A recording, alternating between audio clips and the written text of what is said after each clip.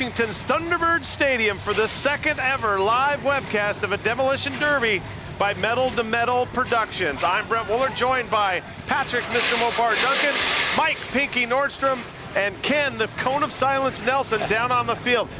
Pat, car count tonight. Oh man, we said the first time, just kind of got guys going. Now, their car count is like triple. They got all these new Imperials, new trucks out there, so it's going to be quite an amazing night. I saw a lot of new cars as I was walking the pits earlier today. Pinky, special event tonight. Truck derbies, mini trucks, big trucks, normal evening racing. You got heat races, figure eights, rollovers, and a couple normal derbies. So on top of that, we're throwing in the little trucks and the big trucks for a special derby. The big truck derby, I think we're up to about 10 trucks for that one. Should be interesting. We'll see it about midway through the program tonight. Ken is down on the field, has been talking to the track maintenance guys. Ken. Yeah, pretty dusty and dirty down here. We've already used 3 times as much water as we did on May 1st. The guy's gone back and filled his truck up twice. Nice. We got some The question is, do you really know what you're talking about? tropical weather. We got some tropical wear in the stands, crunched metal in the pits, and it's time for some metal-to-metal action. And here come the cars for the A-Dash.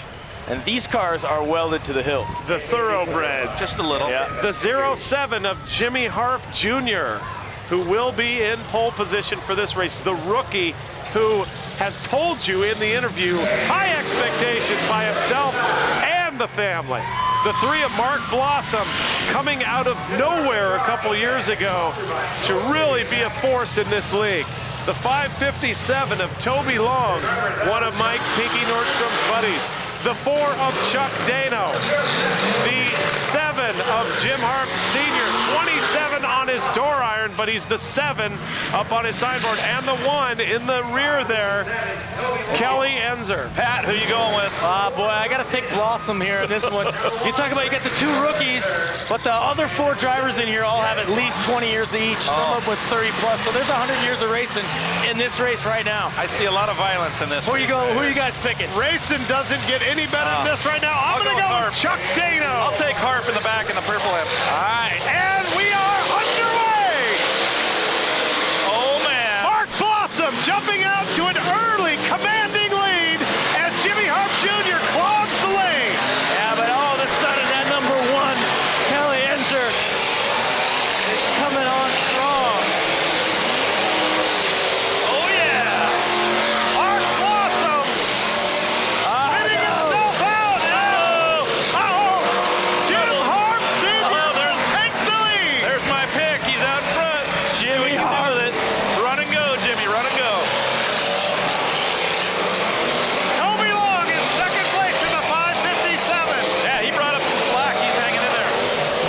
Jim Hart Sr., the animal, driving out of Kingston, is your leader.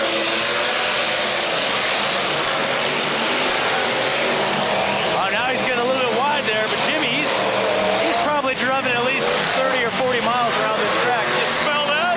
Yeah, That's race fuel in the air, baby. I love it. full contact action, door to door. Jimmy Harp, 2 to go. Almost all Imperials. 2 laps to go for Jimmy Hart in the 7 car. But Toby Long is right knocking on his door. One slip up by Jimmy, and it could be Toby's race. Yeah, this is a close one. White flag is down for Jimmy Hart. 1 lap to go. Can he hang on? All right, lap traffic in front of him in Jim Harp Jr. What is and the Kelly Enzer. Here what- comes Toby Long. Are you kidding me? Toby Long. Almost. He almost got him. And Oh, that was Jimmy, close. Good race. Jimmy Hart will take the checkered flag. Congratulations. I picked the winner the first one. Well, there we go. All right, Pinky's undefeated so far. What a race, guys. Dang, what a... Amazing. Amazing. But Jimmy Harp taking her down. What's, Wow, what was the combined horsepower on that race? oh, well over 2,000. It's like a sideways 8, right? The symbol for infinity. Yeah. Well, you had the Kings out there for sure. Yeah, a lot of the guys that have been racing. I know Jimmy's been racing since the 70s. We'll find out. Hey, Ken, let's see when Jimmy's rookie year was. Maybe Disco was still in style then. Jimmy has to feel pretty good about taking the checkered to that field right there. Oh, yeah, that's the race you, as a driver myself, that's the race you want to win.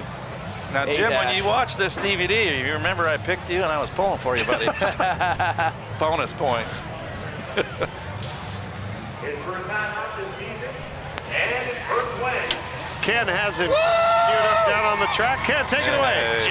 Jimmy, you had some competition there at the end, but you held Toby off. I did. I thought he was going to catch me. All right, you got a lot of competition, a lot of horsepower out there. Yeah. When was your rookie season? Woo. Oh, boy. Oh, no, he's thinking. Get him a calculator. 1979. 79, I was right. 1979. Wow. That's impressive. Long time ago. And a lot of people It's a don't. lot of fun. All right, well, congratulations. Right on. A lot of people don't know this, but 1979 was the last year that Ken, the Cone of Silence, Nelson's hairdo was still in style. Oh, wicked burn. Brutal. Wicked burn. Wow. I think Ken probably drove around a 70s Dodge Disco van back in the day. What do you think? High school? I think everybody did back then, didn't they? Hey, I'm still driving one. Are you kidding me? No. All right. So the A-Dash is in the books for the big cars. Now the mini cars will come out. And another great field, Richie Sharp, Buckethead. Oh, I love that name. John Galbraith in the 32. Mike Craig, our mini car points champ so far here in 2010. He's got the lead, but it's a long way to go. And we had the opportunity to interview Mike Craig a couple days ago. We'll be getting to those a little bit later on today.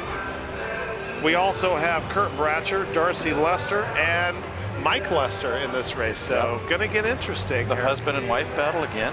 Yeah. And actually, Darcy's been coming on pretty She's got strong. her game on. Yeah. from She's what I got a watched. few wins. Mike might have taught her a little too well. Mike got his bell rung, he told me, at Slamfest this year over in Tacoma. And that hard track derby, it could be brutal. Yeah, he got knocked around pretty good. He's having a lot of back problems. Yeah. I thought he was knocked out. I saw him go limp. I swear it did a little bit, but he got shooken up real good, like you said. He's gonna stick to racing this year. So the cars that come out, as you see, they do an inverted start here for their time trial. So the 31 car was the fast time for minis. So he's coming from the back. That's Mike Craig. And no secret there. He's our points leader after night one. Yeah, that car moves out. I watched that on the race too, and first night on the DVD, and that car was moving. But you got a Lester freight train right on the inside, the 63.5 Darcy and the 63 Mike. Kurt Bratcher in the 85, the 18-year veteran in the pole, and Richie Sharp had some technical problems, pulled off the side of the track right away. And here we have Kurt Bratcher, and Mike Craig takes no time to move to the front of the pack and spins out your leader, Bratcher. Now Mike Craig is in the lead and will probably stay there. I hope Buckethead didn't forget to put gas in his tank there. He might have pulled a Kelsey Payne, I'm not sure. Yeah, I hope not. This Mike Craig bouncing the whole starting to form in turn 3. Yeah, we can already zoom into turn 3 and show the race fans here Ruts. the ruts. And here comes Mike Craig's 31 through that spot right now, and you see him jumping around a little bit. It'll get a lot worse before it gets better. He's got about a half-track lead on the 32, the rookie of John Galbraith. Yeah, this one's in the book. Yeah. Maybe he'll catch a rut, roll it over, and everybody will go by him. What are the odds? Well, Hey. Pinky, while you were up watching a wedding or something a couple weeks ago, me and Pat were here calling a race where the winner did roll the car over and just kept on going. Yeah, that was Mike Tonka Martin in the mini truck. 1 lap to go for Mike Craig driving the 31 car. Mike Craig in his 8th season out of Bremerton, Washington. Kurt Bratcher lost a tire on the Jetta. He's going to get out of the way. And there's the checkered flag. Was there ever any doubt in your mind who was going to take this one? Not after the first half of a lap. So congratulations goes out to Mike Craig, who again we just interviewed the other day, and we'll show you the first part of that interview here after Ken Nelson, who is right now finding out what happened to Richie Sharp. Richie Sharp with that big white helmet. I asked him if he was going to have that back, and he said yes. Ken, what's the word on Richie? Yeah, throttle cable, lost it. Lost the throttle cable. All right, well, that'll put an end to things in a hurry. So Mike Craig in the 31 already leading in points. He's at 12. The second place drivers, there's 2 of them, are at 8. Right. And you get a point for entering and 2 for winning these events. Ken, what do you got, buddy? We're going to meet out here all season long, aren't we, Mike? All season. Yep. That was pretty easy for you, half a lap lead by the time you got halfway through the race. Not too bad. Them holes are starting to shape up, though. They're going to be a big deal tonight. You seem to handle them pretty well. Yeah. All right, Mike. Those 2 are magnetic. They are just a match Every made in time they heaven. get together. Wow, they Hey, just blend together like water and oil, don't they? we got a couple of comments here from the people watching the show live at home. The first comment comes from 74 Shark, I believe, from Whidbey Island. Yep. He asks, how does one get started in Derby? Is there a licensing process? The tracks generally set their own rules. You usually have to be 18 and Yeah, most of the time you have to have a driver's license, just a valid Washington license. Actually, most places you only have to be 16. KDDA is kind of the exception out here at 18. They have their insurance policy is pretty big here, but I would go on to, if you're on the West Coast, go to nwdemoderby.com. We're always on there, myself, Pinky, and you can talk to us. We can help you out.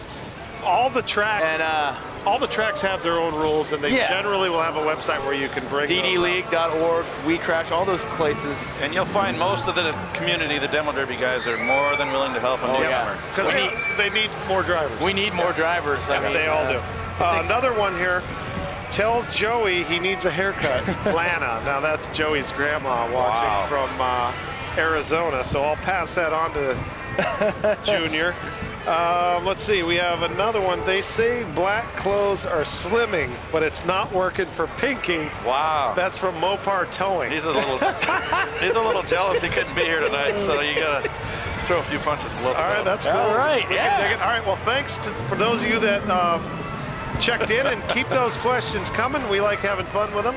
And let's take a quick look at the Mike Craig interview here, and then we'll be back with the Big Car B-Dash after that. Welcome, Mike. It's good to have you here today. Thank you for having me.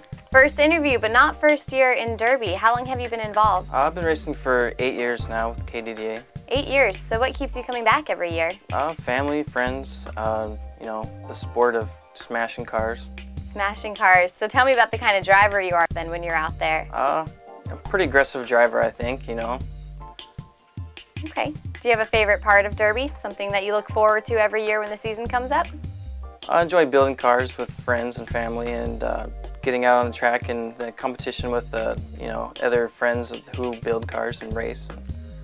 Well, you have won a lot of races, and you find yourself as a point leader right now. Do you have a goal for the season or something you're shooting for, or are you just out there to have fun? Pretty much out there to have fun. I don't have no real goals, but if it comes down to it, I need to build a few extra cars that make a few extra points. That's probably what I'll do. Okay, and to win so many races, is there a strategy that you go by every time you're out there on the track? No real strategy. I just I build the fastest car that I could find. And again, thank you to both Mike Craig and Lauren Acton for doing those interviews for us. And we have the cars coming out for the B-Dash. In the pole position will be the number 10 of Cody Wells, the 3-year driver out of Kingston. To his right, the 52 of Rex Noble, a rookie out of Wana. The 503 being driven by Carl Hansen, a rookie from Puyallup. The 42 of Steven Sven Melsip is going to be behind the 503. To the right, you have Mike Harden's Reaper 84 car driving out of Tacoma, Washington, and bringing up the rear, Axel Harp in the 55. The 503 car is buddies with Toby Long. You'll notice they have the same paint scheme. They live out there near me. They brought a whole crew. There's more than the 2 of them. Yeah. Yeah, mini cars and everything. So the experience in this race is in the back row. Look at him laying back. Yep, Brandon Nixon, your flagman, drops the green flag, and we're underway in the V-Dash. already getting rowdy. Look at that. See how it shakes out. Uh-oh, he's getting cropped up. That's going to hurt. Carl Hansen taking a huge lead early. There goes the paint on that pretty Mopar. All right.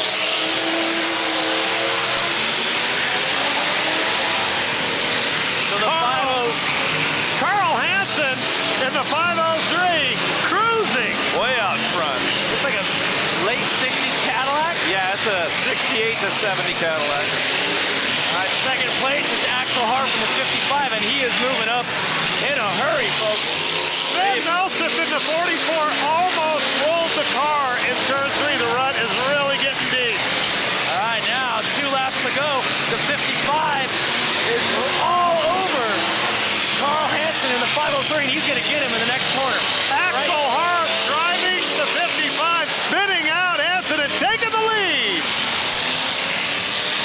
All right, so 55. 2 laps to go for Axel Hart in the 55. Very nice. A full frame Imperial, brand new, double pay for him tonight. Oh, yeah.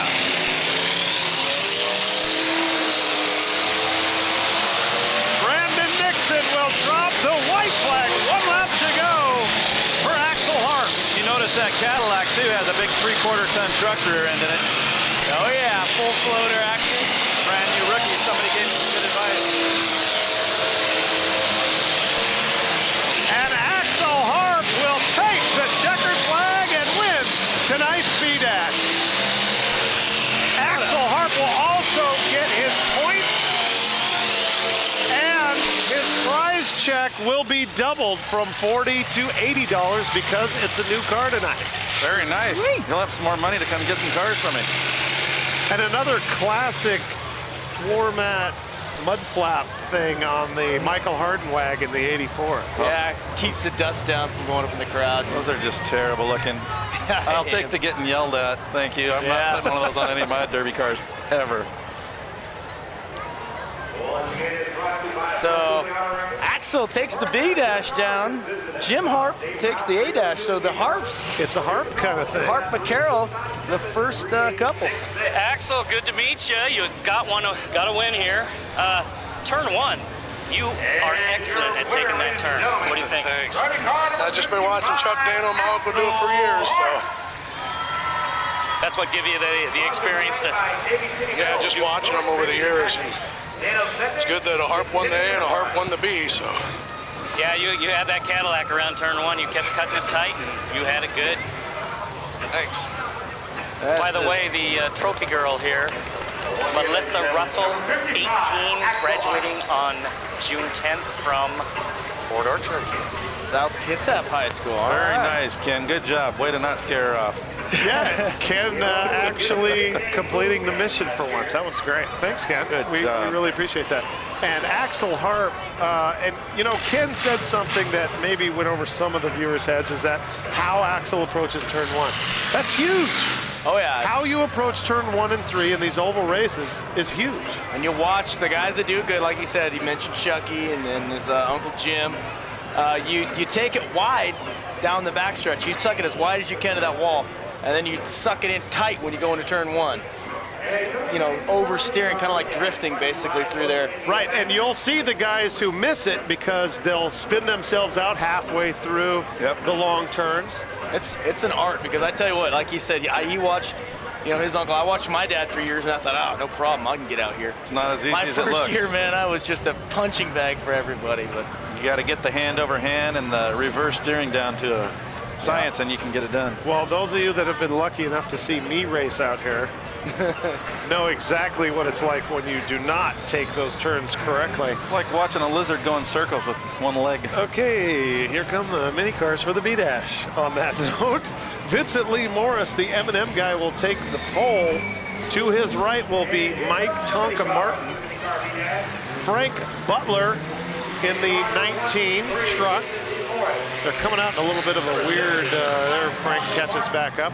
The 190, Mike Stevenson, also one of the tech bosses out here. The 770, Bruce Harvey, giving us possibly the single greatest interview ever.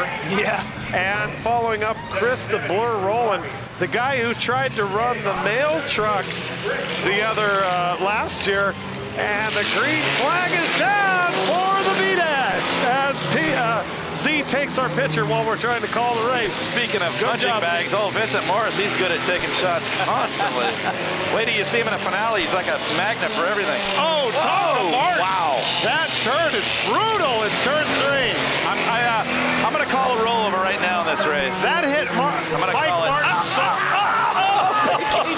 Pinky the prognosticator. I don't believe it. Frank Butler almost rolling the 19 number. Bruce Harvey is in the lead. We got lots of time yet here. Just hold on. Oh! Tonka Martin getting a piece of the 190 car. The Minis mixing it up early.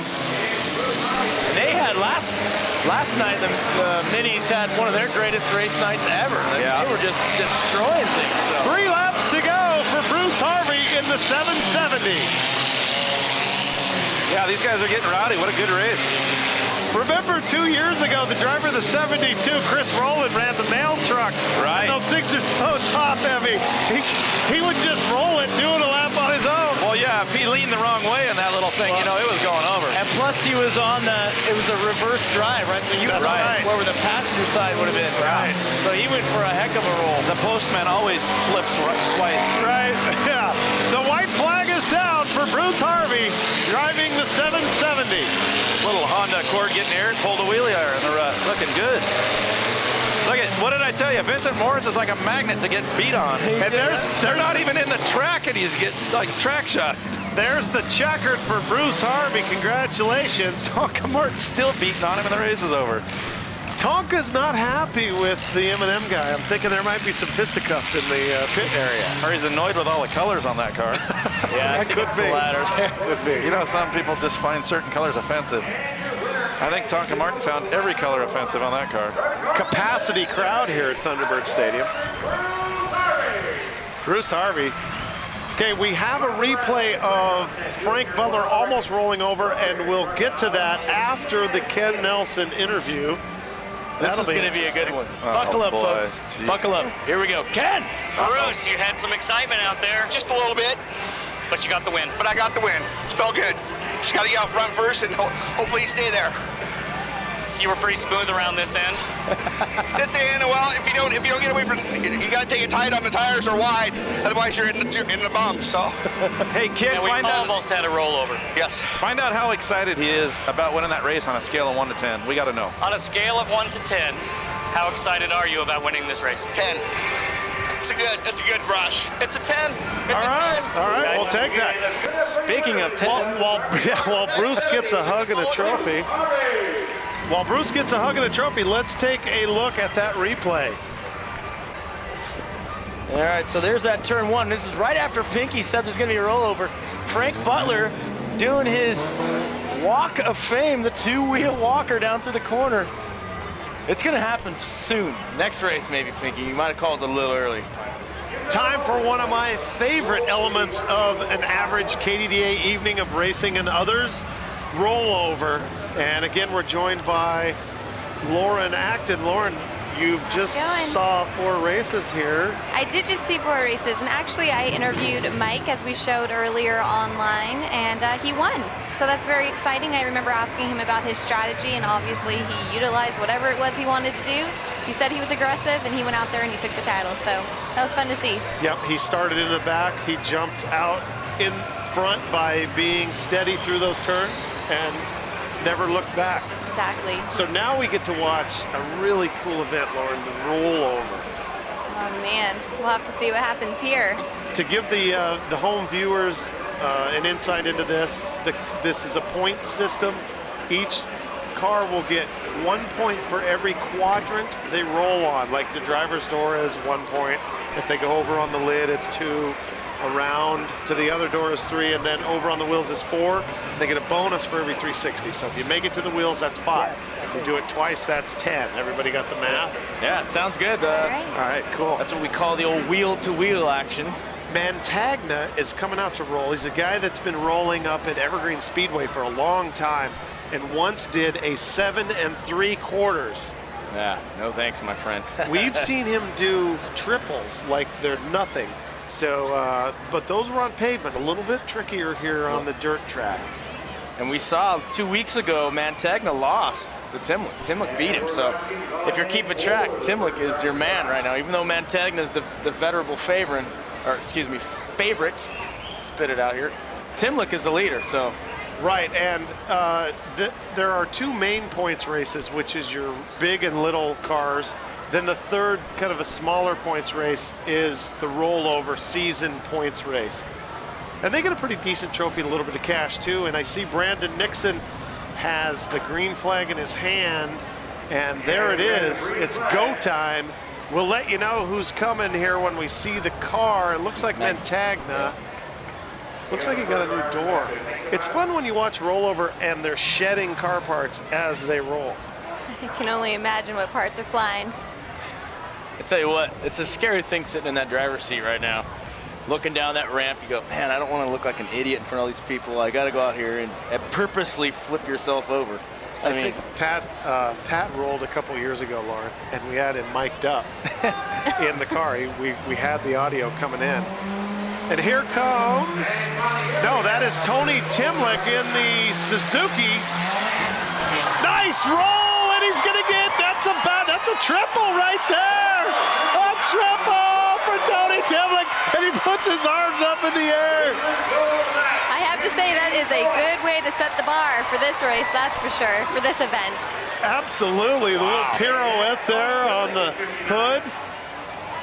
And trying to fire them squirrels back up underneath the hood. And you gotta love seeing him pumping his fists like that after it was over. Oh yeah, he's loving it. Because if there's an event you can get hurt at, this is it. And we have a replay, so let's take a look at that here while we wait for them to get the car going.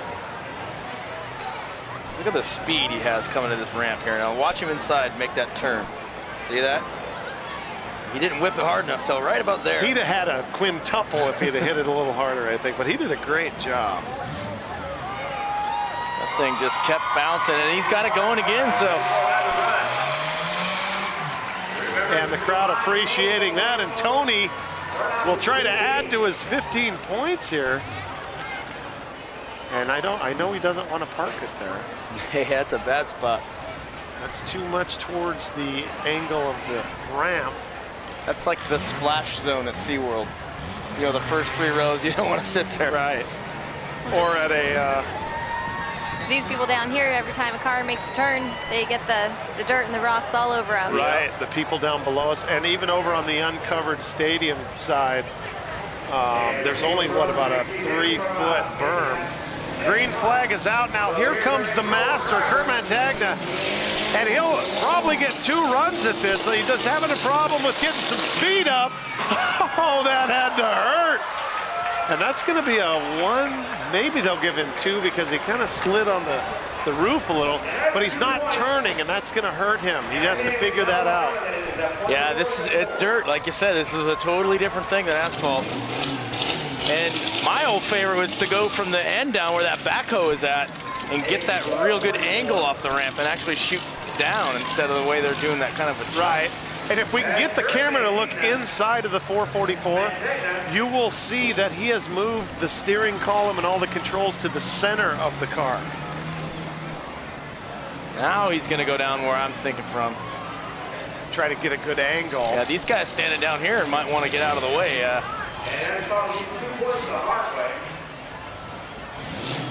Yeah, he's coming from an edgewise. This is going to be a good one here. And I see Bill Irish starting to back up a little. They're going to give him one more shot at it. And there's a shot of somebody standing at the gate. All right, here he comes. Kurt Mantegna making up a little ground, but it won't be enough. Tony Timlick will take the checkered tonight. The gold, $100 check. Mantegna will get $75 for his troubles. That's the same car we saw roll at Slamfest 2 years ago. Crazy. And for other demolition derbies and racing events, check out demoderbyusa.com. We've got now 3 years worth of demolition derby, and we're going to get another Tony Timlick roll here. We need to get a camera on that. There we go. Timlick will get another 1.5 for the home viewing audience. Brings his total to 22. That's a lock. So Timlick 2, Matt Tagna 0, as we're talking on the season here. He needs to come here on an off day and do a little practicing, I'm thinking. Well, while we got a minute here before we go, well, actually, let's take one more look at Kurt Mantagna's great roll, and then we'll talk here about a promo. This is Timlick's second attempt. Didn't quite have the... If you look inside the car. That's the first one again. Look at that, man. No? Yeah, that is the first one. That's the 2 rolls, and then this is the 3rd right there. Man. So, Lauren, rollover, what do you think? Oh, that was awesome. That was fun to watch. I didn't know there was only going to be 2 cars. I was expecting more. Well, in some years we've had 4 or 5, but you got to be a little kooky. I wouldn't be in the car. I wouldn't be driving that, that's for sure. Right. It was fun to watch them do it. Well, thanks for joining us again, and you'll be back a little bit later when Pat is trashing his pickup truck here in a couple of events. And while we wait, let's take a look at the first part of the Kelly Enzer interview, and then we'll be back. Welcome back, Kelly. It's good to have you here today. It's good to be here. All right, so tell me about your first race as president of the KDDA. How do you think it went? I think everything went pretty well. There seemed to be a lot of rollovers and whatnot, but there wasn't any major accidents, and I feel pretty good about the first race, getting it in the books. Okay. Well, do you want to explain to the viewers about this incident that happened? A little bit of a power outage, I've heard. Oh, the power outage. Oh, yeah. Well, we got towards the end of the night for the fireworks show, and the panel, when I opened the panel, there were so many switches, I kind of panicked, and the main switch was just one switch, so I just went ahead and hit the main. Okay, and then send everyone in a blackout. Yeah, apparently I set everybody in a blackout. Recovered pretty quickly from that? Yeah, I think so. Long enough, though, to cause some panic? Yeah, a little bit. Well, that's all right. Got that out of the way. Won't happen again, I'm sure. No. So, you won your first 3 races quick. Which races were they? What events? The B-Dash, the boat race, and then, of course, my car won the powder puff, but I wasn't in it. And then I was able to win a figure 8 also. Okay, and of those wins, what was your favorite? Probably the boat race. It was the most exciting. And then after watching it on the video, the in-car cam was really, really good. So I'd say the boat race was probably the best one. Well, I actually wanted to ask you about the in-car cam. Was that the first time you used it? It was the first time the in-car cam has been in my car, yeah. Okay, and how did you like that? I totally forgot it was there, which was really cool. And then after viewing the CD, it looked really cool, yeah. We have the one car. This is a powder puff again, so we don't really know who the drivers are. I can tell you the 1 car is Mel Haro, though. And that would be in the 1. The 4 of Chuck Dano. These are usually the interesting races, though. Sometimes they'll go out. I remember in the Spanaway days growing up as a kid, the women would ruin the guy's car, and he couldn't finish the night. And there's the 40 coming out. And that's your I know who that is. Yeah, that's my sister Jessica. The 40 is the car of Rick the Flip Duck. It is undergoing treatment right now for throat cancer, and we understand he has a very good prognosis. So we'll just have to wait a couple months to start partying. Yeah. To say it, I'm staring over here at Mr. Eric Nielsen sitting on the steps, and he's picking his nose like a 5-year-old on my bus. Well, he got caught. Eric was the special one, so. Mike Nordstrom, also a school bus driver in the Puyallup area. So we have the 1 car of Kelly Enzer, the 4 of Chuck Dano, both 7s of Jim Harp Sr. and Jr. The gray car there, number 7, that's a female relative of the Harps also. I saw Axel bring that car in for her. The 10 car of Cody Wells, and we're underway. This is gonna be good. Huge field here for this powder puff, and they really made it slick in the mud. Wow, Steve Harris's car already died. That's really weird. Yeah. Now see, the thing with the powder puff that I like is when they have ladies that haven't done it before. Mel Haro's out in the lead. She does it all the time, so it's pretty much in the bag already, but the 4's coming in. Boy, some good-looking new cars. You know, that blue Mopar number 10. Steve Harris did a good job on his Lincoln. Oh, yeah. The number 7 car with the Harps. There's some nice-looking cars out here tonight. The ladies having a hard time with the rear-wheel drive and the mud down here in front. gets hit in the corner there. Getting Steve Harris's fresh Lincoln a little dented up. Nice. I imagine that's either his wife or his daughter in that car. Yeah. Doesn't look like it hurt it much. Now I got a note here from K-Man 409. Ex-wife is driving the 315. All right. The 315 flying the Jolly Roger, being driven by K-Man 409's They're ex-wife. stacked up, and that 315 car just got imped. That's a good looking Fury, but there's our leader, Mel Hurrell, on the outside. I'm not sure it's Mel actually, but she's driving like it's Mel. Now, why would they have an 8-lap race for a powder puff? 4 laps to go here. So they can tear the cars up a little more. Yeah. That 315 taking a lot of abuse. That one's for you, K-Man 409.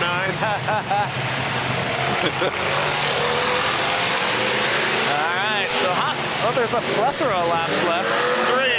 3 laps to go.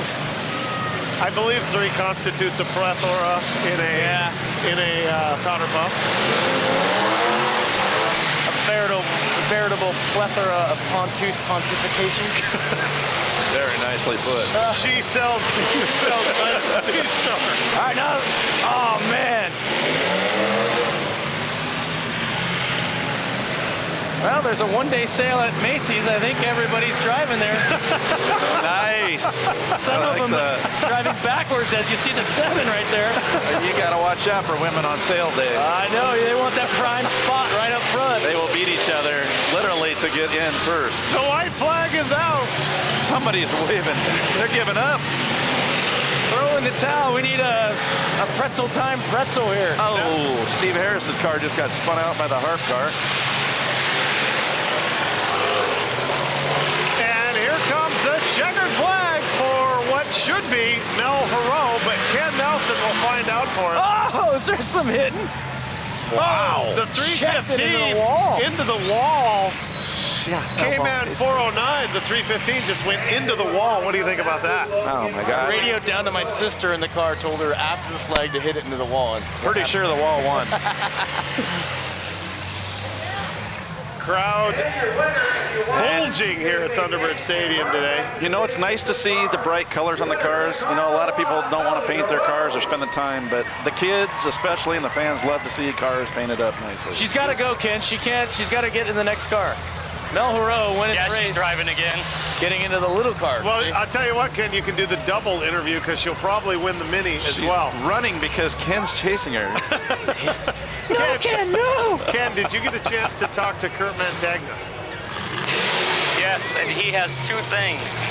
One, he needs more competition to really get excited about doing a rollover here. Oh! And 2, he's having trouble going off the right side of the track, right side of the ramp. He normally goes off the left side. So it's not, he says it's not a dirt thing, it's a side of the ramp. Yeah, okay. That's Makes good sense. insight. Makes sense.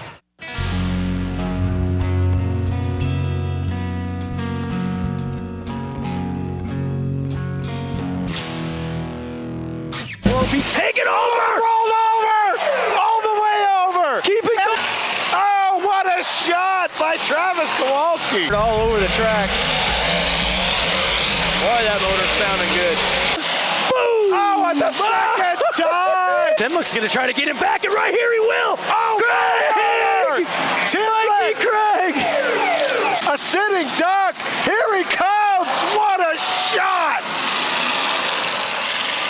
And Travis cleaning up, but it's 2 cows and the 1 Mopar. Rex Allen putting on a show here. Right now, there's nothing stopping us from smashing this car into the wall, except maybe the logic that crashed would break every one of the. And now it's time for the mini car powder puff and the question of the day. Which car rather has Mel Hurrell in it? That's the question. Mike Craig's 31 stalled. I'm gonna go with number 112. 12, yep. Because they're all 113, 112. Well, Ken's got the answer. 112. Yeah, I can tell because she's got that black T-shirt on. Yep. Pat, did we call it or what? Yeah, you are the prognosticator, Pinky. That's why I have you guys up here. Double P over there. I don't know if I've missed yet tonight. I'm sure I will. Earlier in the day, folks, I gave Pat and Pinky each a piece of clothing worn by Mel Hero days ago, and they were able to follow her through the woods to where she was hidden. And we're underway on this, but did I go too Nicely far put. on that? Oh, Lord. Did that go over your head, Pinky? No. I went right across it, actually. So the 31 Mike Craig's car is currently in the lead. The 112, that car being normally driven by Melissa Moore, Mad Mama, is the odds-on favorite with Mel Hero in there. Yeah, but Pat, you might want to go jump in that truck. yeah, I think, well, they got the figure eights coming. Oh, that's right, two figure eights. I think Octavia Craig is usually the one in the 31. Quit trying to push Pat into that truck. He's already got butterflies. I know, I'm over here. I'm shaking in my space boots. You know, if he gets too scared, I will go jump in. For the viewing audience, let me just point out that I am more of the broadcasting background. Pinky is definitely a demolition derby guy, and Pat is more of a racer, and both these two very successful at what they do.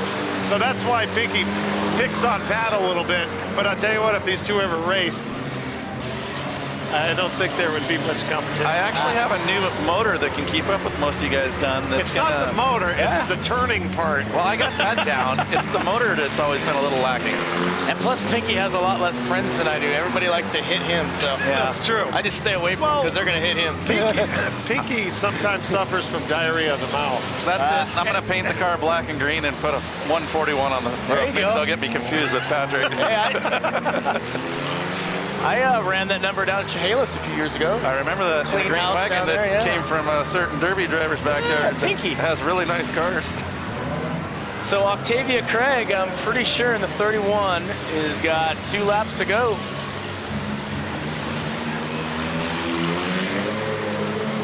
I've noticed most of the crowd is right on the edge of their seats on this one. You know, Oh yeah, this is where everybody's hanging just by a thread. waiting. You know, one rollover or something, this place is going to erupt in cheering. This is from Pat's Classic. We paid $10 for the whole seat, but we only need the edge. Exactly. The white flag is down. All right, 31. Is 32 on the same lap? No, I'm not going to get her. Octavia Craig will take the checkered flag. We assume Octavia Craig. That's a unique name. I think I kind of like that. Never heard that name before. And that was it number 31 that took the win? Yep. Yeah, right on. That baby blue, Craig baby blue. I'll know if it's her when she takes the helmet off. I'm still trying to figure out what kind of car that is. It doesn't look like a Toyota. It doesn't look like a Honda. I don't know. We got a replay here to show you guys, folks. Of that. Oh, wait a minute. No replay. We didn't have much action there, but we did have a winner. Okay, so we're in a little bit of a slump right now, folks. It's the Powder Puffs. They get them over with early. But I'm telling you what, the next 2 events are a couple of figure 8 races that are going to blow you away. Hey, she is ear to ear smile. She saw Ken coming. Okay, Ken, got a hit. Take it away. All right, guys, we have Angela Renfro here, and you've won Powder Puff tonight. I got to go, I think.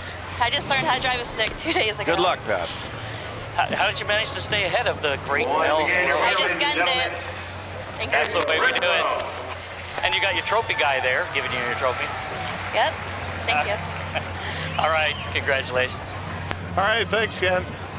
It's going to be time here for this first figure 8 race. Now, we're going to get nasty now. When you bring in all these Imperials and we start doing figure 8s. At Olympic Artworks, original professional artwork goes into each and every project, giving you a unique, recognizable design that will bring you customers. Using state-of-the-art equipment, Olympic Artworks will take you every step of the way from concept to print. To find out more about affordable visual advertising, shoot Rob an email at signquote@aol.com.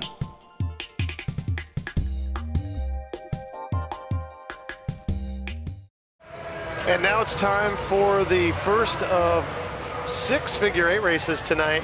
It'll be the big car figure 8. I see Heidi Marchand is going to be in the pole for this one. That's Mel Hero's daughter. And I understand Toyota Boy 2 from Arizona threw a shout out to Pat, wishing him luck in this truck derby he's getting ready for. Yeah, Pat's definitely in one of the tougher trucks that's going to be out there, so he's got a good shot as well as anyone to Let's get in the top 3. take a look at our lineup here. We have Heidi Marchand in the pole, the 732 driven by Cody the Rock Stayrook, the 66 of Lauren Jones on the outside. On the inside, we have the C4 of Patrick Conlon. I didn't know they had lettered names, but I guess they do tonight. The Yes. 77 of Bria Steele, the 52 of Rex Noble, and I think that was the car he derbied 2 weeks ago. Yes, it is. Did a great job.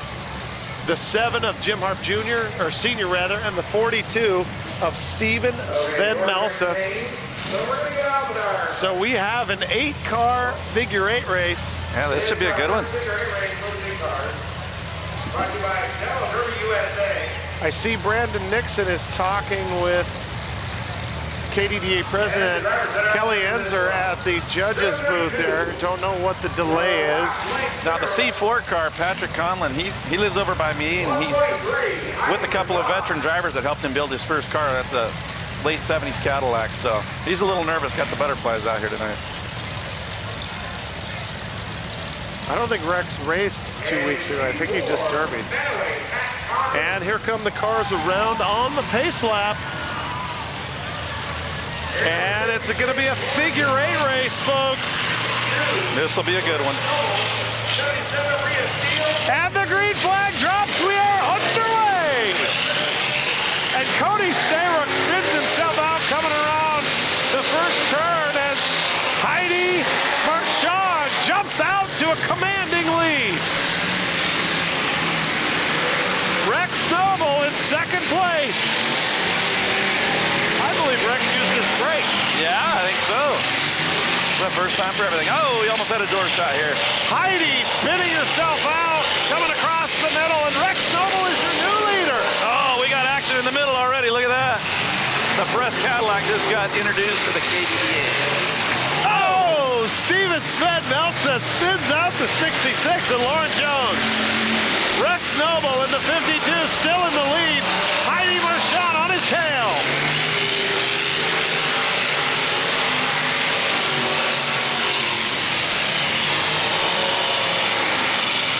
Man, that track looks slick now. I think they got a little too much water on it. Everybody's just spinning around in circles.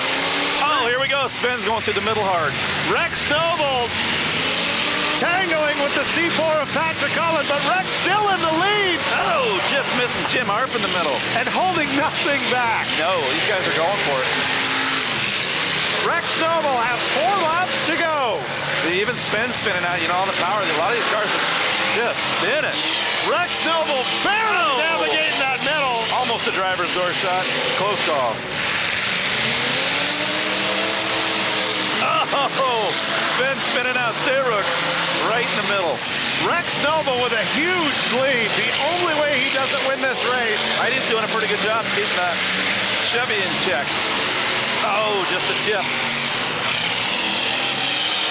Now Sven Melsa just passed Rex Noble, but Sven was a lap down.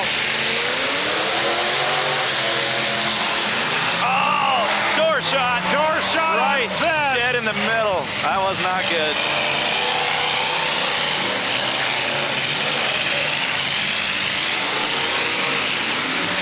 Rex Noble.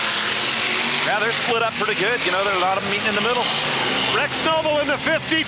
The rookie is your leader.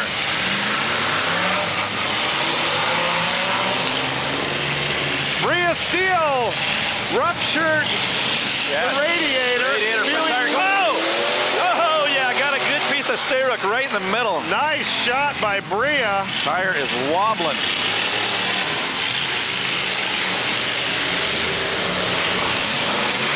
Bria's still going for it, and this one is tired. Oh, huge hit. Oh, Sven just got all of the 52 car. I can't believe he didn't snap the axle off on that thing.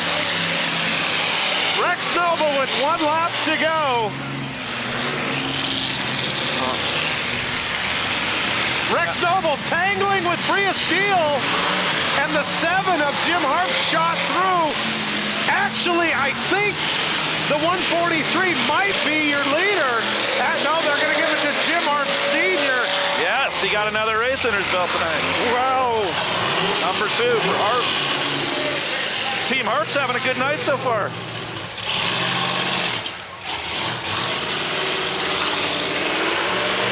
And as Ken waits for Mr. Harp to get out of the car. Woo! Jim, right at the last moment there, you snuck in nice and smooth and got the win. Ah, it feels good. Were you gunning for Rex the whole time? No. Anybody I can hit. He seemed to have it in hand, but you took the win. Congratulations. Thank you. Guys. Thanks, Ken. Jim Harp, the driver out of Kingston, Washington, taking down his second checker to the night. Great job. Racecom Electronics, providing communications equipment to military, government, corporate, and special events for over 2 decades. Racecom Electronics, communications on a budget. And here come the minis for their first figure 8 of the night in the pole. Shad Steigers 156, Tony Timlick to his right. We'll get to the rest of the drivers as we progress, and we're underway. Tony Timlick taking that inside. Almost getting rolled on the first turn. You know what happens with the little guys on the figure 8. Somebody will roll in this event. There's a good chance we're going to see a rollover on this one. Oh, look at the action hard into the first turn. Turn 3 down here is getting...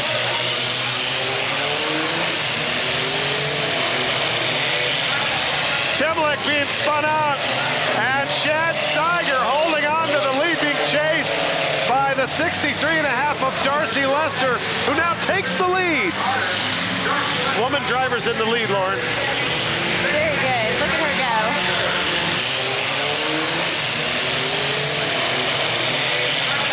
Oh, what a shot across the middle. Look at that rear strut. Scott Carter hammers Shane McAbee. That wheel's done. It isn't even spinning. Oh, that 63 barely made it through the middle. Oh, yeah, we got some good action going on this figure 8. The 63.5 still in the lead.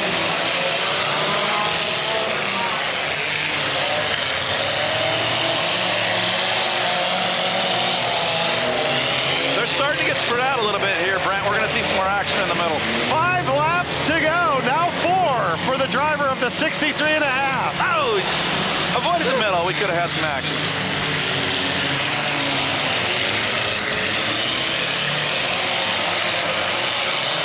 Some action over here in turn 3 off camera. Oh, yeah, we got flat tires everywhere. These guys aren't playing nice. Oh, just missed in the middle again.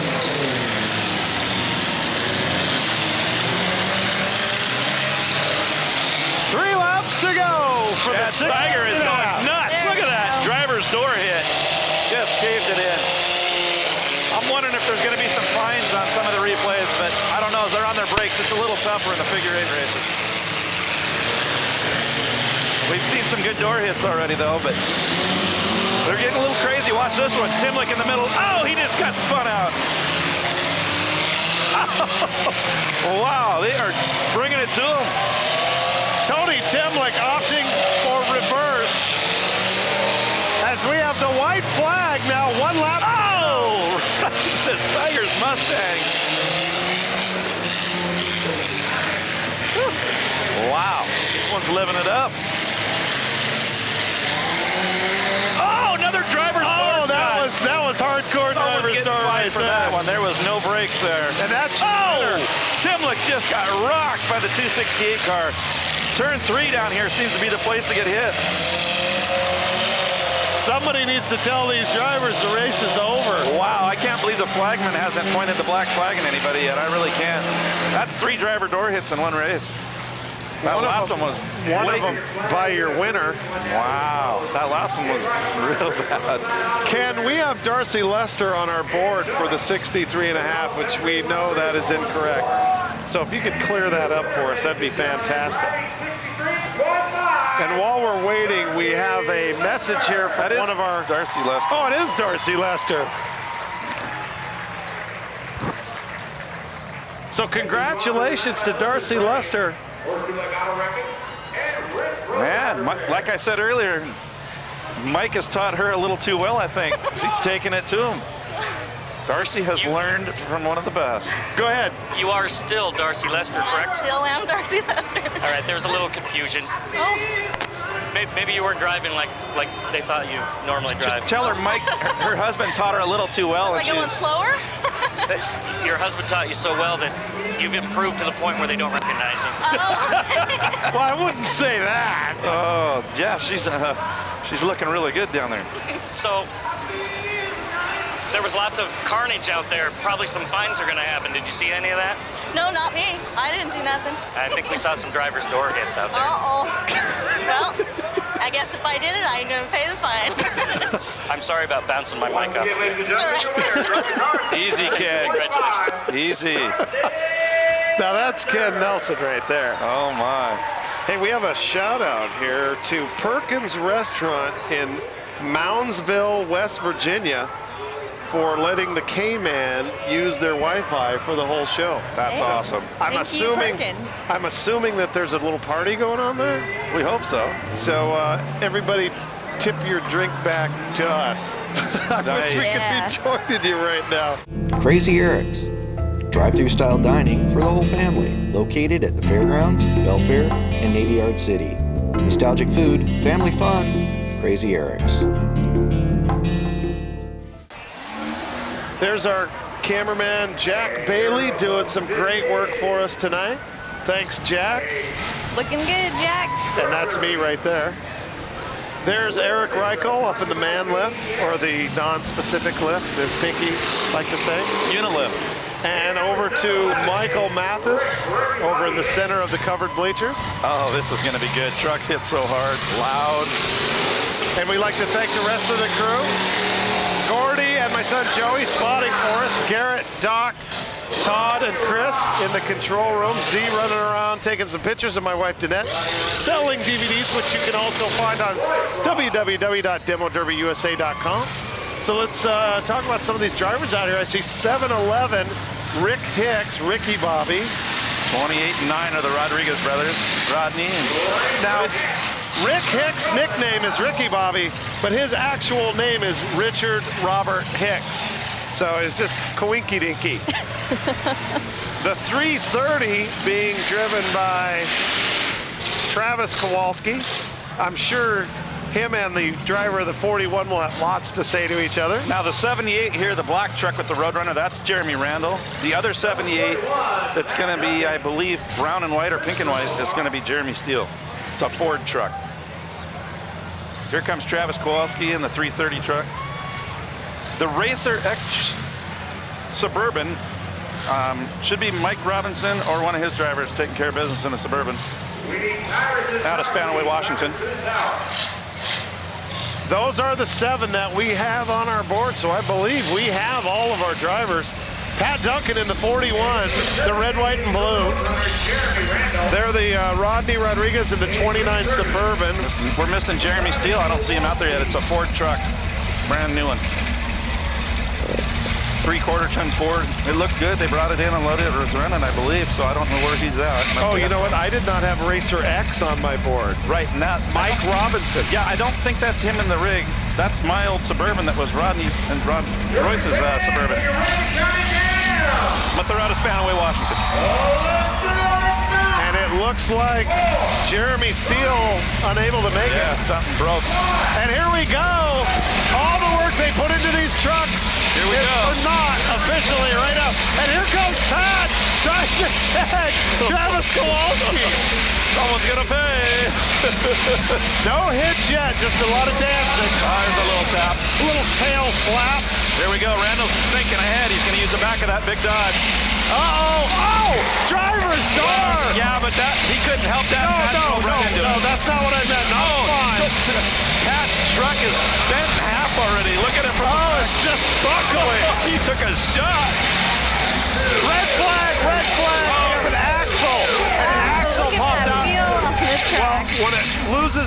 with the axle, it's dangerous. You got to stop the race. No. You're done. The axle over in front of the flagman. There you see it right there. Those turn into weapons. Wow, that was a violent hit. Randall was coming in clean, and Pat just kind of drove right into it. It was an accident, but if you look at Pat's truck, it's already bananaed. Pat is toast. No, he's still good, I think. It's just the back of those Dodge trucks are just bulletproof. He hasn't moved since the hit. Yeah. We hope he's still. Oh, he's moving. Oh, he's good. great. Oh, He's great. Look at the side of that thing. The 41 truck is in need of chiropractic services. Now let's do it. Here's some hits. Oh, here comes. Oh, Travis got a lift on him. Travis. We knew that was coming. Oh, yeah.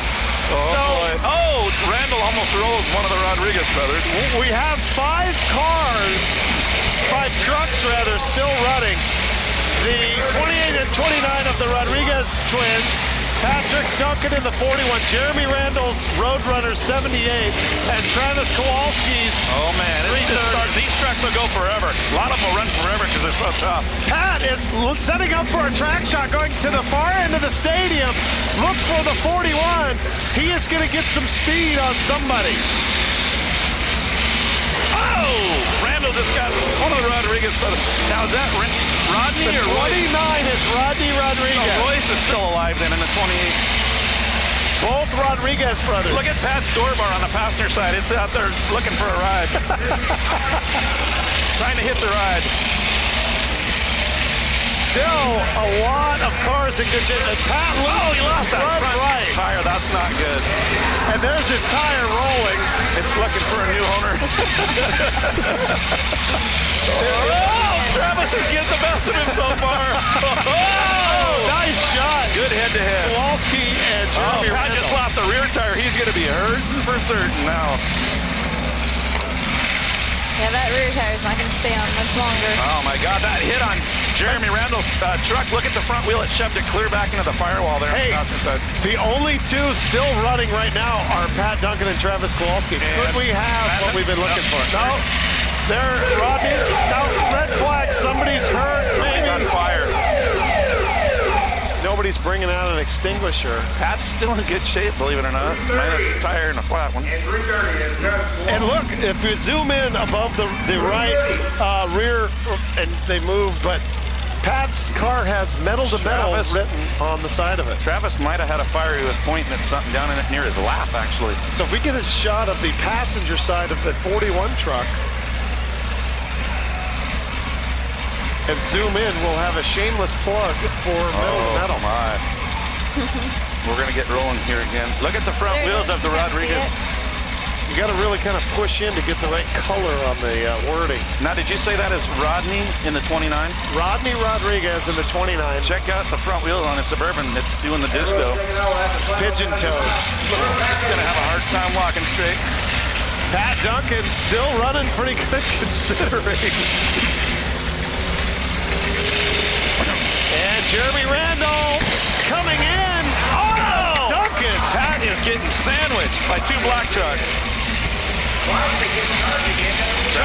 Travis is not letting up on him. Travis a little upset still. Yeah, Travis Kowalski running good. Oh, man. Pat still has a little bit of mustard left on that hot dog. Travis's truck is the fastest one out there. It's strong. It's in good shape. And Travis has one target. And Travis is hitting like we haven't seen in a while. He's mad. Good job, Trav. You're hanging tough. Jeremy Randall swings and misses at Royce Rodriguez. I think Randall's got 2 flats on the same side now. That's not good. Oh, what a shot! Ripping the front head on of Royce Rodriguez, rather. Travis and Pat just went head on, and Pat did not fare too well. No, truck looks like it was put in the crusher and pulled back out. Travis Kowalski just took 2 drivers out in about 10 seconds. I think after this race, they could be buddies again. I think so. Oh, man. Pat Duncan trying to get something going in his truck. 90-second roll here at Thunderbird Stadium. 90 seconds without making a hit. Yeah, Rodriguez is coasting there, but I think he's timed out. So I think it's going to be Randall and Kowalski here at the end, unless Pat can get it moving. And Travis has a A lot stronger truck right now. It's in better shape. But it ain't over till it's over. Oh no, I think they're locked together. You know, Pat just might take third place. Yeah, I think he is going to get third if he doesn't get it fired up. That's not bad. Now, Ken, when you talk to Travis, you need to ask him about who was his... Oh, nice head on. The straight axle flexed in the front of Randall's Dodge pickup. I thought it was going to come out. Uh-oh. Stuck again. So, Lauren, what do you think here? Oh, this has been fun. These guys are smashing hard. Now, Randall in the 78 truck won it last year, so he's defending his title. And he made the last hit right now. Okay, KDDA PA announcer just told Pat to pull his flag. So he got third place, so he's in the money. And Randall and Travis are stuck together. Randall made the last hit on him, so this could be it. Interesting here that the 28 of Royce Rodriguez still has his flag, and he was taken out seconds literally before Pat Duncan. Yeah, he can't still be alive. There's no way. He's been sitting there a long time. Man, Jeremy might hold on to his title. He made the last hit. Well, it might be a tie because they both went into each other. Yeah, that's and that happens. That could be. That could be. Well, and that may be it for the big truck derby, folks. Randall is shaking Travis's truck too, though. Sometimes that's considered a hit. To work with what you got, I don't know what they're going to say. They say if your signboard's moving, if you make enough of a hit to show movement on the truck, that's considered a hit. So I don't know what's going to happen, how the judges are going to call this one. But good job by everybody. And that's going to do it. We'll get the order here. It's one of those two.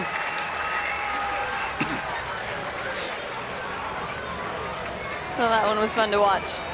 Yeah, watch Wheels these. flying, Nice. tires rolling. Go out and deliberately run into each other. Lauren even got off her seat. She was so excited. I am. I'm up on my feet. Pat surveying the damage there underneath. Oh, that truck is done. It took a beat down. We got a quick replay here while Ken tries to figure it out. So let's take a look.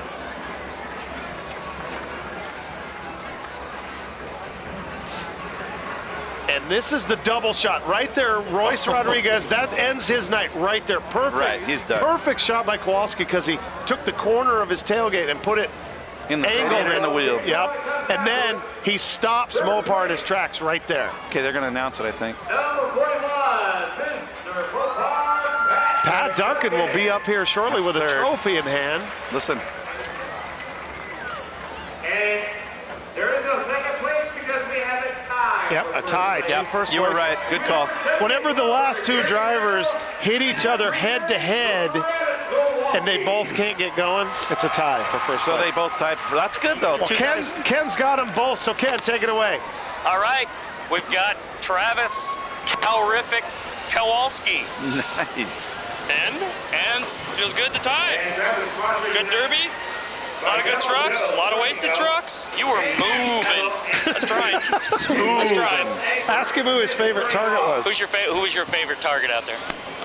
It's probably on the video. Yeah, we know who it is. Yeah, Just we wanna know. hear you say it. We just wanted to make amends, Pat. All right, so hard feelings, good, Pat. I love you, Pat.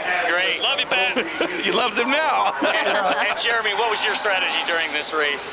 Just not stop moving. Just keep hitting. Pinky said I was going to win. I tried. I tied, but sorry.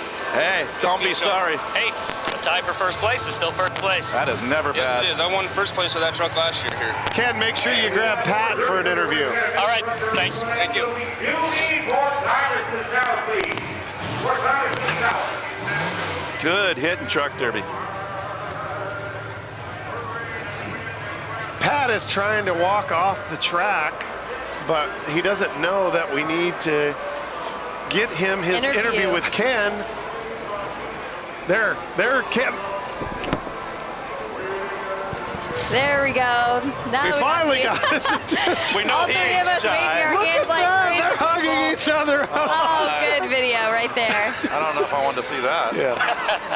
All right, Pat, third place. Hey, I finally get to interview the great Pat. Well, I wouldn't call it great just yet, but I went out there to make hits. Again, I don't usually win these things, but you see by my truck, I had a few guys that wanted me pretty bad. So. Yeah, I got him to admit that he was gunning for you. Oh yeah, I knew he was, but that's part of the game. Last year I did it to him. I think I hit him 8 times in one finale. He didn't hit me none, so I knew it was coming, but it was all good. He said things are good with you two now. Definitely, no problem. All right, I'm gonna go back to my day job now. All right, now we'll have to find somebody else to tick off, huh? Well, Lauren, before Pat comes and steals his mic back, anything you want to throw out there? He is going to take it back. No, this has been great. Thanks for bringing me on, having Thanks me for here coming. today. Thanks for coming. Yes. For everyone out there watching, keep enjoying.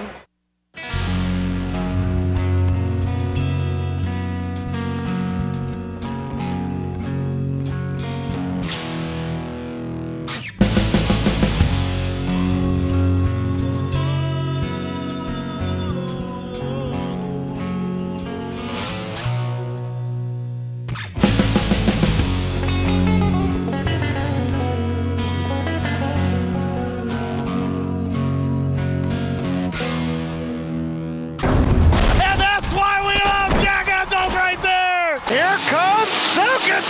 Oh! Gonna hit the 59. There's Tipton. Tipton destroying the 46 of Joe Gamber! Oh! Somebody call the doctor.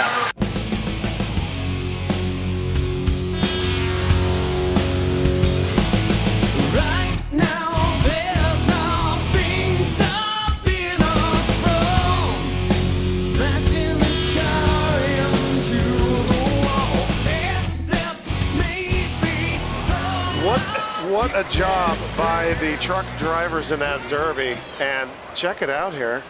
Right in front of us, we have a beautiful handcrafted piece of plastic and fake marble. With rich Corinthian leather on the inside, too. It's a beautiful trophy, though. You got the stars and stripes and the red, white, and blue. Stars and stripes. Pat tells me he saw stars when he made that hit down there by turn two. I had to do the math. I still remember. I must not be that out of it. I can still remember that turn. But yeah, that's the hardest I've ever hit somebody. I saw stars. I don't think he saw stars. I think he saw pink, white, and black, buddy. Like I said, if we want, we could put that replay on when I had that Monaco and pounded him last year. no. So. It's all in good. fun. Travis is a good guy. Like you said, And, you're not going to get them every time. It's going to be yeah. a trade-off. There's going to be nights people get you, and there's going to be nights you take care of them. So Yeah, it was all, it evens itself out. And I also understand we thought we were not going to have the mini truck derby, but it looks like they got the 5 minimum, so we will have it as soon as they clear the track. I think there's more than 5 actually. There's Yeah, like somebody was saying 7 or 8 6 to 8 back there. Some of the other guys that run the trucks as race trucks manned up. Cool. And they need to. Yeah, heck yeah. Because anyone can go in circles. Well, we have a shout out from Crazy Kelly Enzer's sister.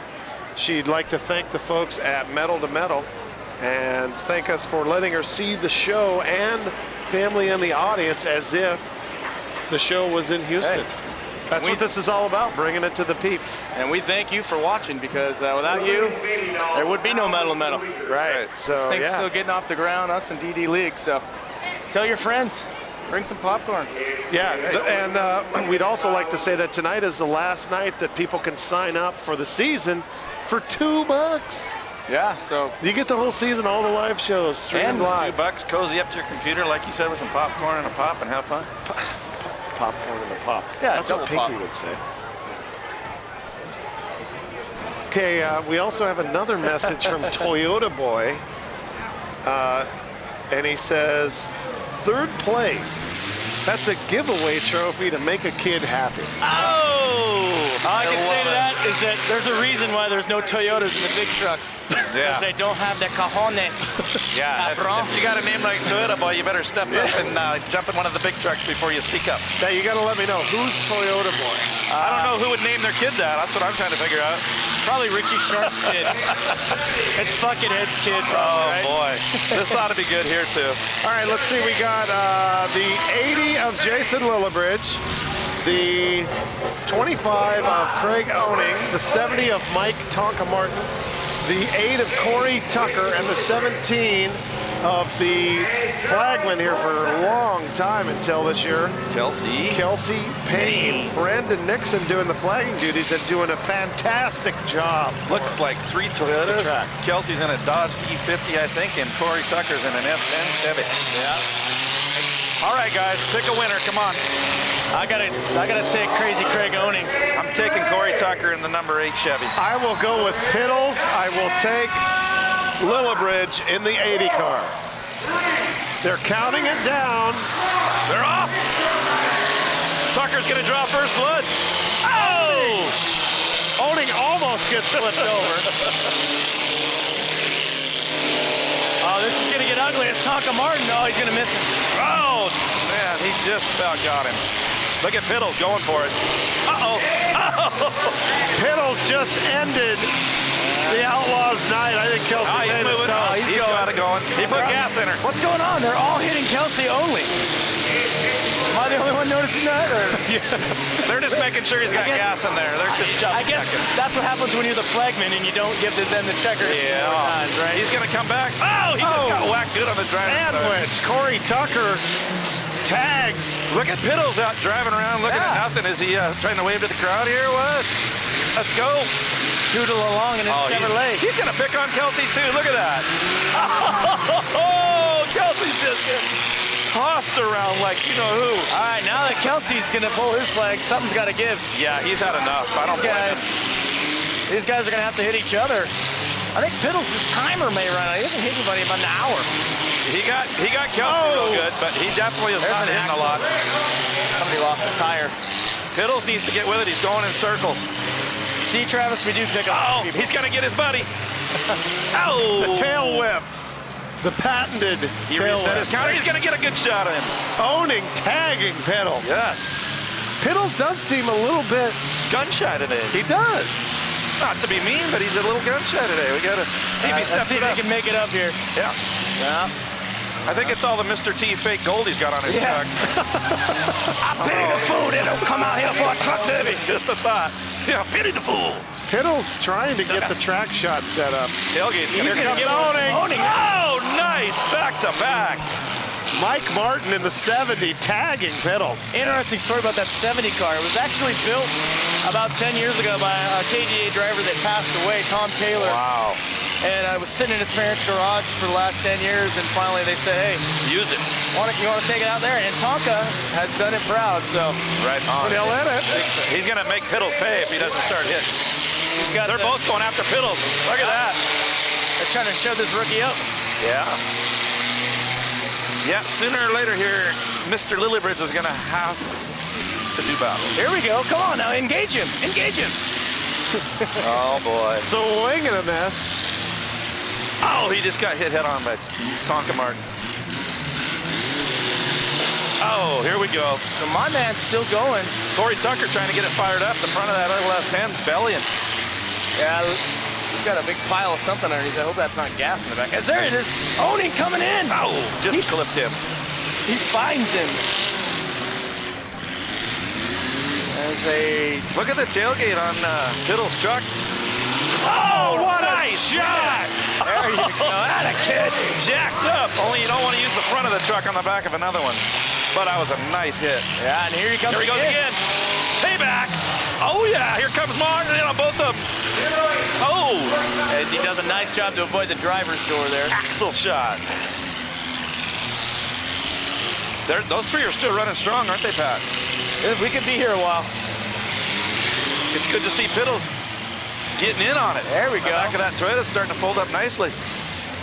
Craig Owning's truck is looking pretty good for the abuse he's laid out. I know it. So you see, Piddles got her going. He better get it going a little more because they're zeroing in on him. Tonka Martin, watch this. Oh, they're going to both get him. Watch this. Sandwich. Oh, they're with the axle. Wheels bit good. Look at that. Lillibridge will not go down. No. He's going to get... It's a Toyota. It'll go for a long time. Lillibridge is locked up his front left. Driver's side front wheel. Whoa! Old Faithful has made an appearance. Wyoming shower time.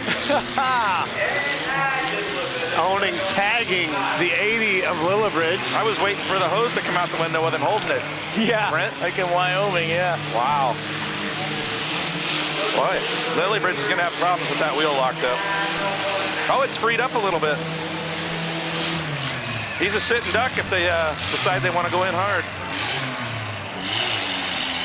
Lillibridge looks like he might only have reverse.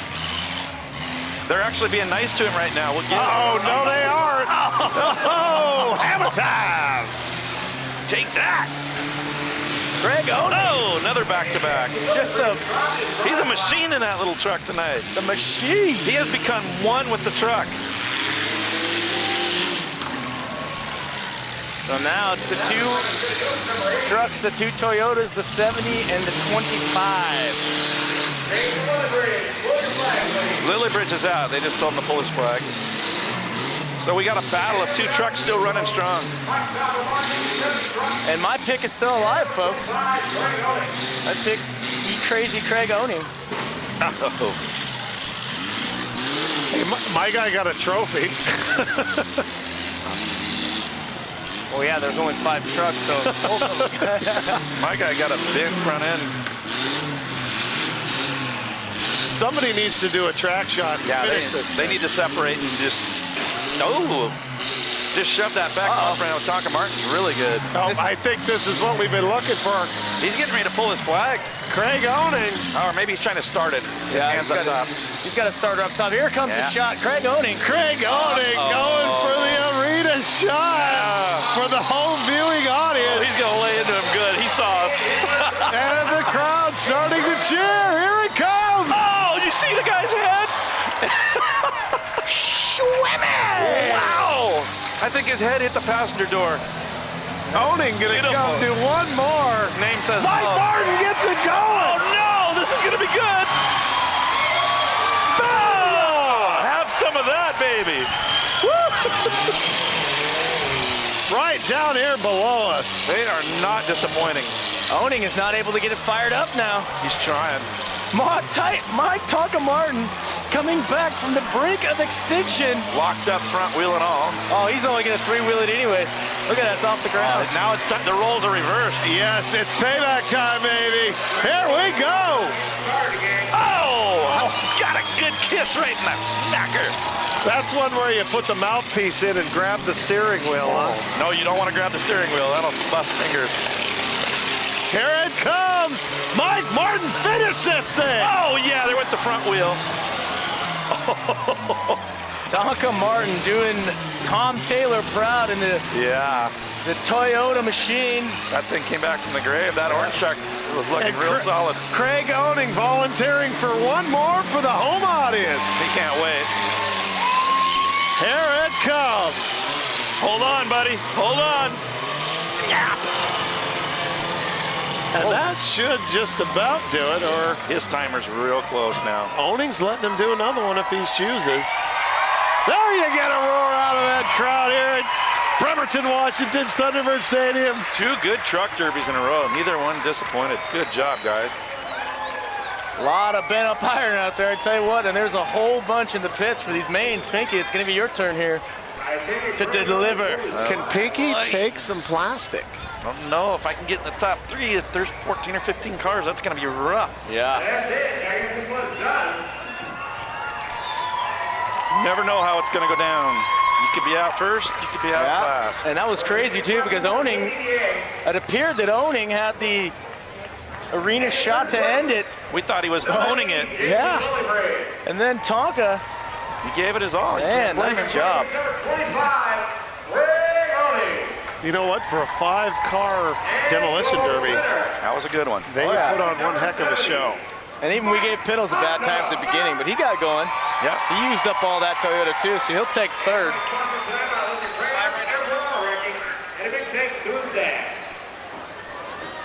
Ken has worked his way into the pile there. Ken needs to grab Mike Martin. Come on. Ask him about when this truck was built, Ken. Craig, when was your truck built? A couple years ago. All right. Hey, absolutely fantastic performance out there. You two guys just laid it all on the line. That's what we like to see. The fans were very excited. Yeah, good times, man. Good fun smashing things. Second? Craig, just keep on coming. You're welcome. Now the winner is the truck I was talking about that was built by Tom Taylor a long time ago. He's got him right there. Go ahead. Fantastic driving out there. You've really put a lot into this one. Yeah, a little effort on the truck. Turned out all right. Toyota. You thought you were a goner, but then you came back. Yeah, clutch pedal was sticking to the floor, and then that started working, and the gas pedal stuck to the floor. So I guess you can't ask for much better than that. That was very exciting for us and the fans. Have him talk about the truck. Ken, hey, the truck.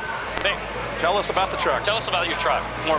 Well, it used to be Tom the Hitman Taylor, number 27. Friend of ours that passed on.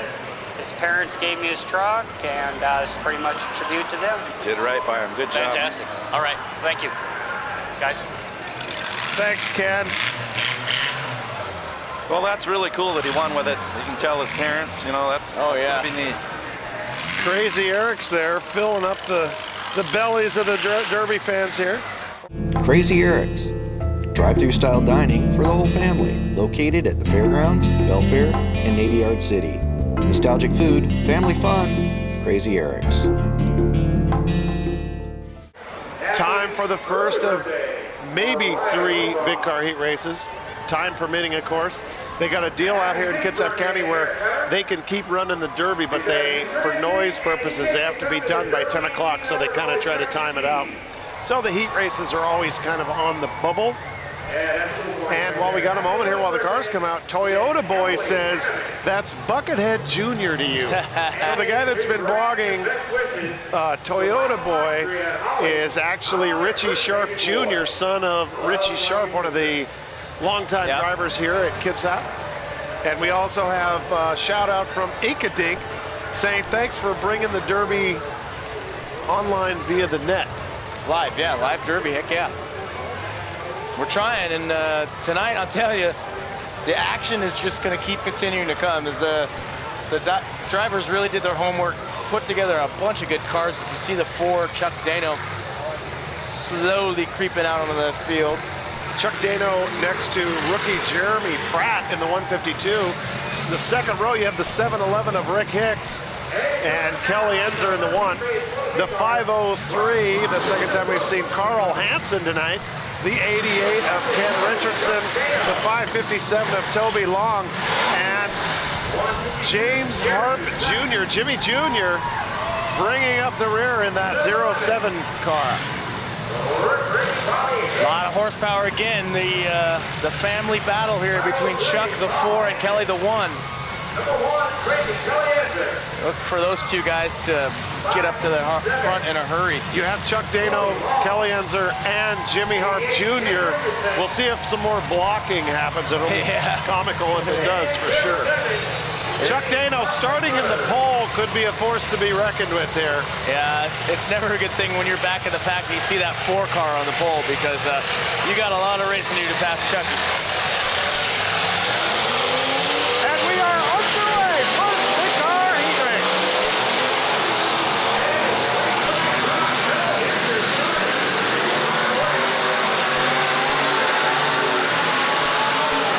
Chuck Dana going way too wide in turn 3. Enzer almost rolling. Kelly Enzer takes the lead and gets spun out by Chuck Dano. The old veteran move, the 1-2-7.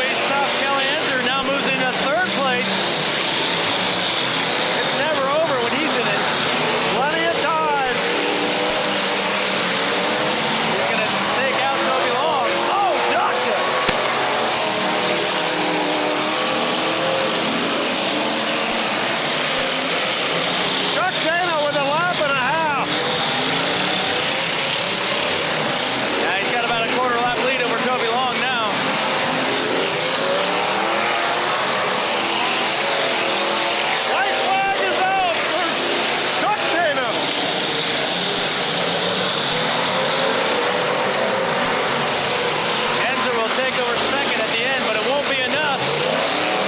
That's the man, the myth, the legend, Chuck Dano, taking the jacket.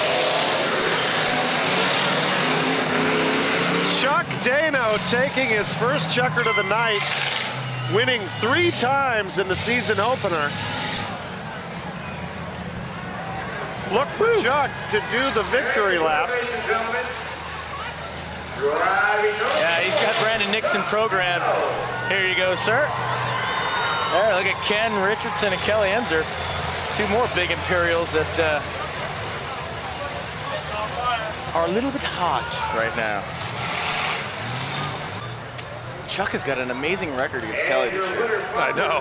Head-to-head, undefeated. I know that's just like poking Kelly in the side. Take it away, Ken. Hey, Chuck.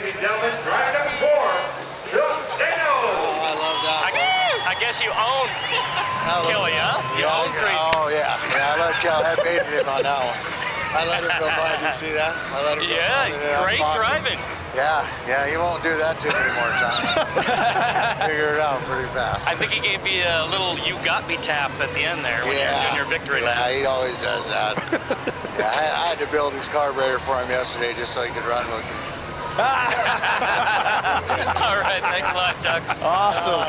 Thanks, Chuck. That was great. Yeah, some quality stuff there from Chuck Dano.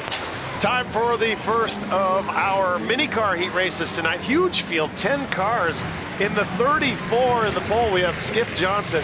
The 67 of Ryan Cooper. The 2 of Richie Sharp, that's right. That guy down in Arizona, Toyota boy, check your old man out, he's in a race here. The 16 of Mark Armstrong, the 72. Chris Rowland, the 190 Mike Stevenson, Galbraith in the 32, 153 Vincent Morris, 169 Jordan Perez, and the 112, the one-woman driver in this race, Melissa Matt Mama Moore. And here we go. All right, Buckethead, he's got that big white baseball helmet on. Look at him going into one on Skip Johnson. There goes Sharp into the wall. Skip Johnson's on fire. Skip Johnson in the 34 is your leader, but Galbraith takes the lead. I'm thinking rollover, Pat, this one. Oh, definitely. They're already getting angry with each other. Oh, Vincent Lee Morris is trying to roll the M&M on its side. The 32 of Galbraith in a comfortable lead here. Oh, out of the tagging, trying to sneak through the Mark Armstrong. Giggity. No diggity, no doubt. All right.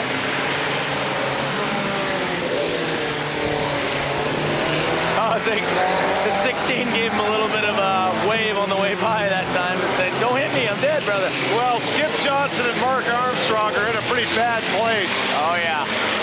Right outside of a turn, and Richie, Spaceball 1 Sharp, shut her down here, but almost a rollover there as Jordan Perez in the 169 tags the 153. You know, I don't think I've ever seen as much work go into a roof sign as Skip Johnson's cardboard box. That's beautiful. I love it. I think that's from his Cuisinart.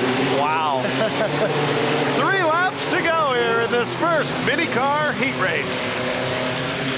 It must be some heavy ply cardboard doubled up because it ain't folded over. Corinthian. Yeah. 2 laps to go. You got to roll the R, Brent. It's Corinthian. Yeah, if we could get a close-up on the 34 signboard at the end of this race, we'll show everybody what we're talking about. Galbraith starting to heat up here. 1 lap to go. White flag is out. Oh! Get crazy on the back stretch. Go Gadget smoke screen in action again. Uh-oh, bad spot to be in the corner. Oh, Mikey. Here comes Galbraith in the 32, and he will take the checkered flag. Now let's take a look at Skip Johnson's 34. This is high quality stuff right here. My God. It is a beautiful roof sign. The 34 down here below us. And if you notice, I'm pretty sure that's still got a shipping label on it, which makes it ultra rare. Oh, yeah. Can you tell us a UPS or US Postal? I think it's FedEx. I think you're right. Looks like FedEx. UPS is bigger. There goes the 16 who got lit up by the 32. I smell And antifreeze. here we have a shot of the 34 Skip Johnson. That is actual cardboard as a signboard. Amazing. Beautiful work, Skippy. The Skip Johnson. And now Ken Nelson is coming up on Mr. Galbraith, John Galbraith. Go ahead, Ken. John, you started to do a smoke screen at the end there, but you still got the win. I think I popped a hose or a radiator. A couple minutes in the back, it'll be ready out. It'll come back out. Fantastic. Thank you. How about your win? I got nothing. Oh, that's beautiful. A Kenism. Ken early brings in the nothing season. to the table. He brings nothing to the table. All Ken, go warm up on the fire there. Ken, go walk over to the 34 car and ask him how much time he spent on making that roof sign. Over here. Right in front of you. Yeah, walk We need to straight know at how it. much time he spent on it and where he got it. That's rare material. And we need to know what the shipping label is on the back side of it. Yeah, we have to know. The fans are dying to know. dying. And his name. The question, your sign. They really want to know about your sign. We want some details. Well, it flew off on the way here, so I had to pass tech. So the shipping label, where'd you get it? I mean, actually from Crazy Eric's.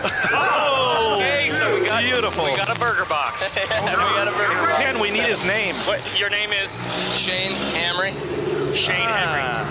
Yeah. All right. I think I played basketball with that guy a time or two. What's that? I think I played basketball with that guy a time or two. I think he thinks that you played basketball together. Patrick. Probably. Oh, Patrick. Yeah, he don't like me too much. I can't see that far away. Yeah, right on. All right, guys. Neither can Ken. So in the pole in this second figure eight race, Axel Harp, and Axel taking the gold in the big car B-Dash earlier tonight. The 143 of Heidi Marchand, the 10 Cody Wells, the 7 of Jim Harp, the 43 of Eric Nielsen, the 52 Rex Noble, Blaine Stayrook in the 732 truck, and Mike Harden driving the Reaper car, the 84, and here we go! This is where it's at. Axel taking that first lead.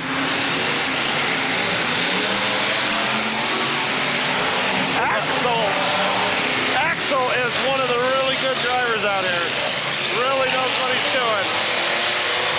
But we all know anything can happen in a figure eight. Oh, yeah. He's our world famous guy that when he breaks down, he gives us that vertical smile. Oh, they want a tire, do you hear it? Yeah, that was on the They're 10 gunning car. for Axel. Almost a nice back across the middle. All right, Jimmy Harp is in second, but Eric Nielsen about to punt him out. See you later, Jimmy. But Eric is a half lap behind Axel. Yeah!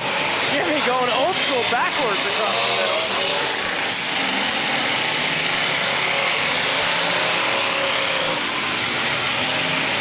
Lap traffic coming in for the 55 Axel there on the south end. The 43 at this end is going to come down on a whole bunch of cars. Oh! That was awesome. Wow. Sparks to flying. Oh, yeah. Good stuff. That was, how do you say it? But nothing's changed. Eric has lost fire. So second place is nowhere to be found. Axel Harp is just having one of those. Jim is reeling him in. Oh, yeah. Oh, into the concrete goes Jim.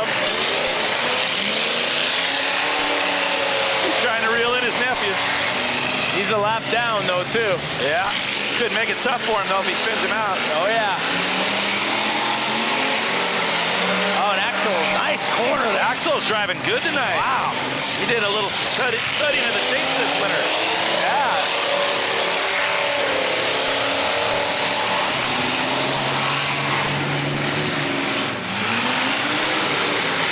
Axel Harp with 1.5 to go. Trying to take his second checkered flag of the night. Oh, and there he loses his right front. Uh-oh, lug nuts are gone. He's got a huge lead, though. I think he'll be fine. At least the whole thing came off. Flat tire's not in his way. Yeah. He will win this race, folks. Missing a complete wheel. Rick Bird did that last year. Yep. Jimmy's not going to let him go easy.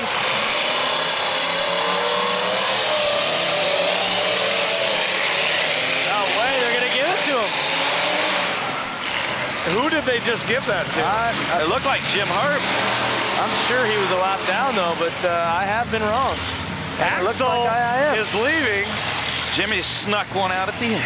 Nope, here I just saw the judges, 55. Yeah, that's what we had as well. 55, they're going to bring him back out.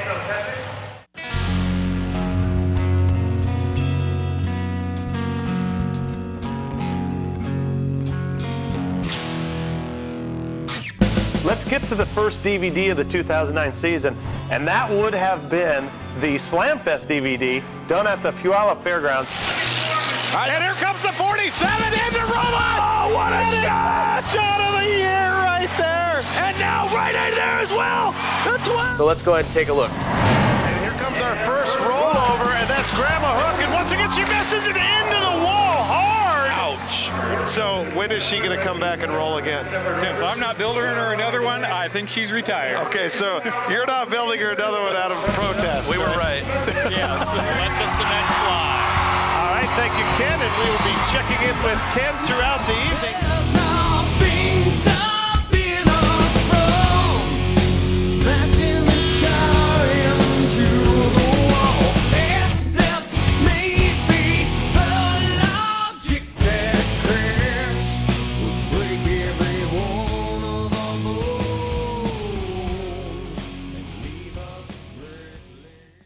Welcome back for what will be our second mini car figure eight. The car is piling onto the track. You see the 97 of Rick Smith, our man Jason Lillibridge on the outside of him. 770 Bruce Harvey. The 9 David Lake. Our current points leader Mike Craig in the 31. We got Frank the Tank Butler in that 19 truck. The 21 Jesse Warren. The 156 of Shad Steiger, 63 and 1/2 Darcy Lester, and the 90 Shane McAbee in the John Deere. Here we go, folks. Across the middle. Let me guess, the 31's a favorite. I'm going for 80. Lillibridge tagging right away, Rick Smith. Whoops, That didn't work out too well for him, though. Bruce Harvey in the 770 jumping out to the early lead with Mike Craig on tail. Oh, if he would have caught him, that little car would roll so easy.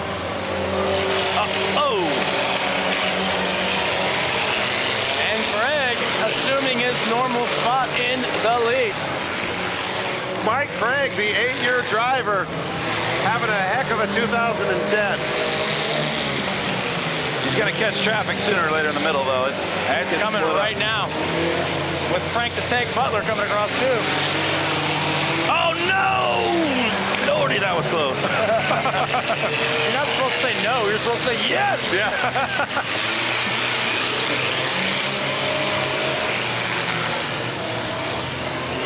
Oh boy. Man. There's no holding back on an 8. You go. Smoke screen compliment. Oh my God. Jesse Warren in the 21. Slip car. Man, he must use Pennzoil. That just reeks. That is some old oil. That's 3 years ago's oil. Yeah.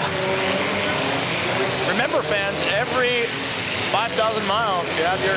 Look at that smoke screen. Woo. 2 of them are doing it. Mike Craig had to veer significantly off course to avoid contact in the middle, but he's still holding on to an easy lead. Oh. He is easy like Sunday morning right now. There's nobody in sight. 3 laps to go for Mike Craig in the 31 car. Oh, the 9s.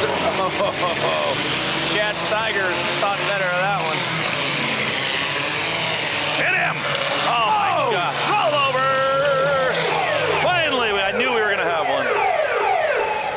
They got all crossed up, and that truck said, I'm done, I'll lay on my side. Yep. What do you got to lose? Just an eyeball or your marbles. There you can clearly see Frank is okay. Yeah, they're going to get him back on his wheels, and he'll keep driving.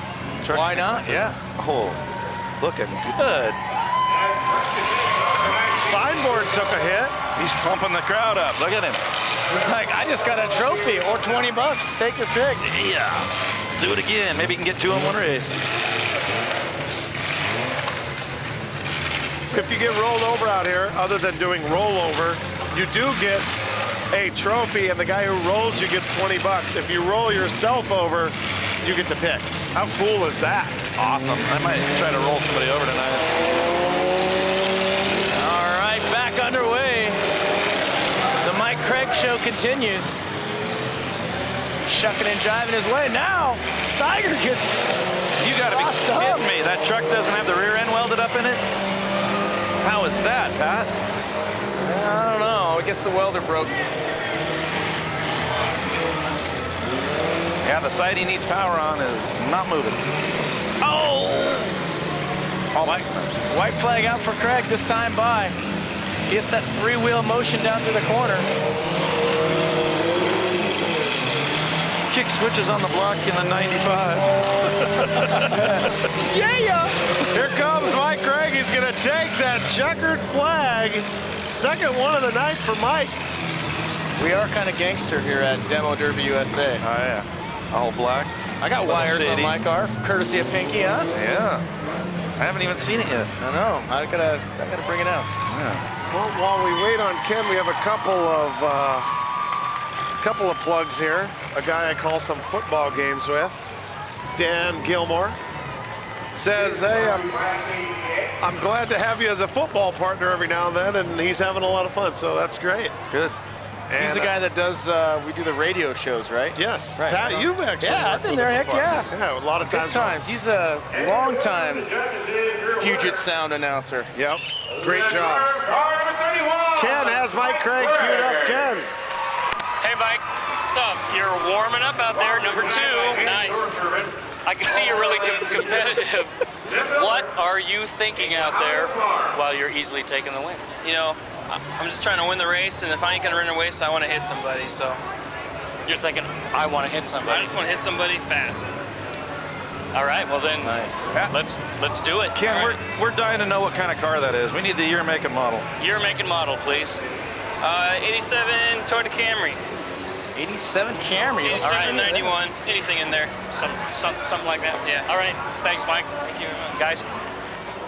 And on that note, we are going to take a look at part 2 of the Mike Craig interview with Lauren Acton.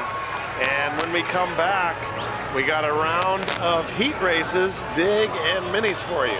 We'll be back in a moment. What kind of cars do you normally go for? I like the Toyota Camrys. That's pretty much mainly what I race. Any particular reason? Why are those your favorite? You know, I did good with them the first year, and I've just kept with them, and just good cars. Stick with what you know, stick with what works, clearly. Yes. Correct, okay. And so this last race, can you explain to me and the viewers the incident where you hit the driver's door?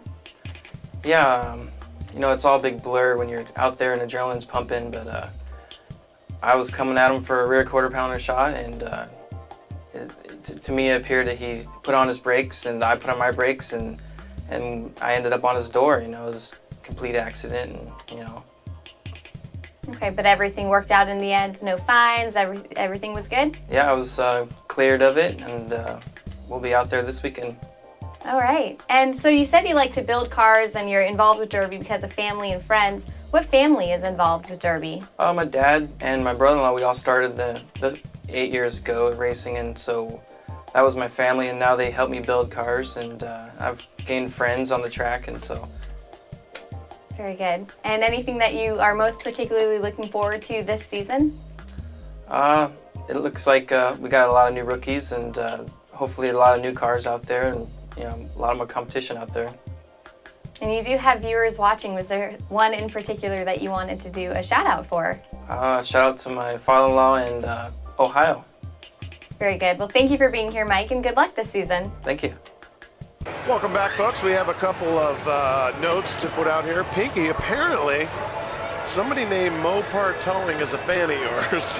I have many. And has offered $100 to whoever puts Pinky on his roof tonight in the main. So if somebody can roll you over, Mopar Towing is providing 100 bones. Good old John. That says a lot coming from the old bench racer sitting behind the computer, huh? And then another great one here. Remember the cardboard signboard? The last winner that lost his number plate on the way to the track reminds us why you do not follow too close by the derby car on a trailer. And I thought the same thing when he said that, because, they just passed a law in the state of Washington recently where if something flies out of your load and hurts somebody. Oh, yeah. Bad news. You got to make sure you have your stuff secured. But again, I get people all the time. I was hauling cars to the track today. Somebody right on my bumper, like on the back of the trailer. It's like, seriously, obviously they've never hauled something on a trailer. Right. And folks, remember, you're watching this on ddleague.org. Metal2metal.tv is the collaboration between Demo Derby USA and the Demolition Derby League. And we also want to throw a shout out to the Perfect Pocket Holster, the Recluse, and Crazy Eric's for hooking us all up with some good old-fashioned fried onion cheeseburgers today. I actually lost the signboard once on the way over to Benton City in 2006. I had my really big, tall sign, the biggest one I ever had. And it gets really windy up there around North Bend, and we were headed, over the pass.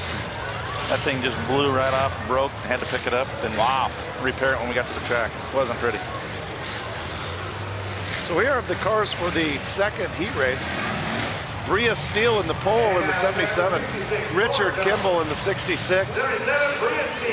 The C4 of Patrick Conlon from Spanaway. The 557 of Toby Long. The foot rookie out of Puyallup. The 503, Carl Hansen. The 711, Ricky Bobby Rick Hicks. This 07 of Jimmy Harp Jr. and Kelly Enzer, your KDDA president, in the rear, in the one, starting where he likes to. And number one, Crazy Kelly Enzer. All right, they're set. Kelly's got a long ways to go, but some good cars out there too this time, so it shouldn't be super easy for him, but we'll see. Whoa, what's C4 doing? Look at him going. Hello, Spanaway. Oh, and almost puts himself into the wall. I don't know if he's got slicks on the back of that thing or what, but it is like really sliding around on those things. The Mad Irishman thought it was a green flag start. And he's got his hand out the window too. That's a good way to get yourself black flagged, my friend. What in the wide, wide world of sports is going on here? The classic line from Slim Pickens in the Mel Brooks classic, Blazing Saddles. Yeah. I think he's going to go out and tell him to keep his arm in the car. Yeah, and look at our flagman, Brandon Nixon, doing the old... I could never see Kelsey doing that.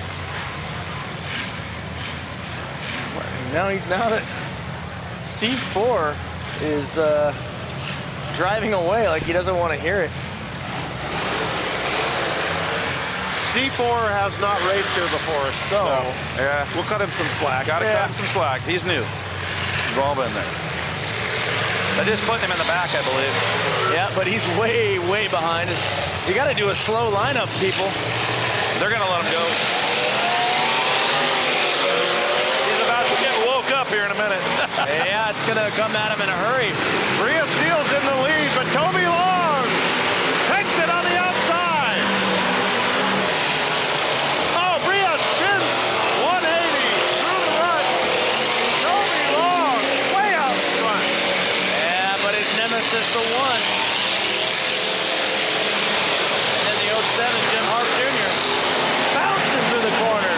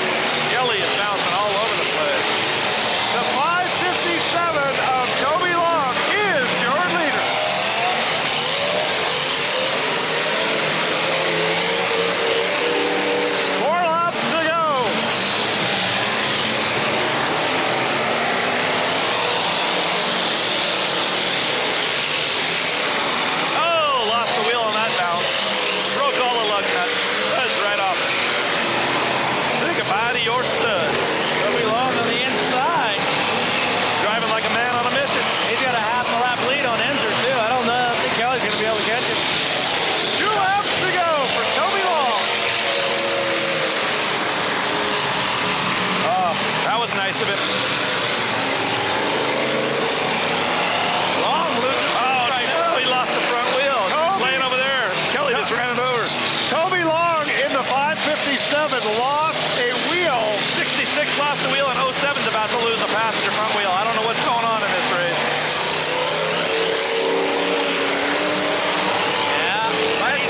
Toby Long will take the checkered. Oh, nope, not yet. One more. White flag out now. That should have been the white flag. Yeah. White flag. This is the last lap. What? What? No way. Not. The judges are even pointing right now. The judges are pointing. It's Toby Long, no doubt. Toby Long. Now it looks like Brandon Nixon is going to change it to Toby Long, as it should have been. Oh, yeah. And Kelly's even pointing at it like, hey, it's his. Kelly's going to do the dance anyways. Yeah, it is. Ken, turn him around. He's the guy. He earned it, too. Yeah, 3 wheels and all. Well, plus he had Kelly Enzer on his tail. Kelly's being a good sportsman. He knows what happened. He knew it was long. Good job. Hey, Toby. Yeah. You didn't realize you won? No, I was just running laps. Yeah, I'm surprised Kelly didn't realize that you were way ahead of him. We had a half lap on him. Yeah, I know. I was just running laps, you know. Yeah, I didn't know I won. So we're taking turns beating Kelly tonight, and a rookie does it this time. Oh, it feels good. It feels very good. Ken, Car's missing a tire now, but ask him how other than that, I'm happy. Ask him how that front bumper's treating him. Oh, and thank Pinky for the bumper. It works great. Thank you. That was good timing, luck. Toby. Good timing. I tried. He was just talking about it. All right, guys. Thanks, Ken.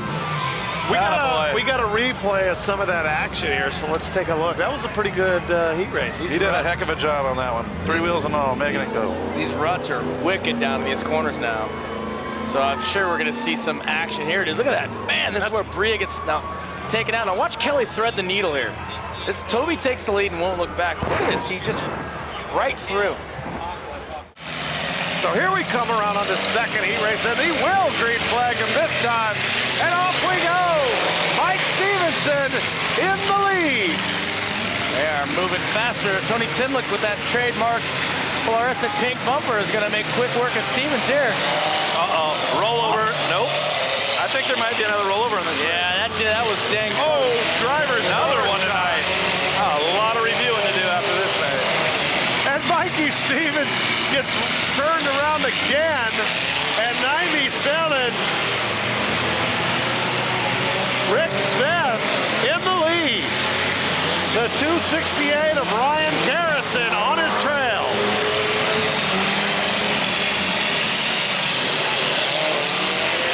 Starting to get spread out around Thunderbird Stadium now. Lap traffic coming on.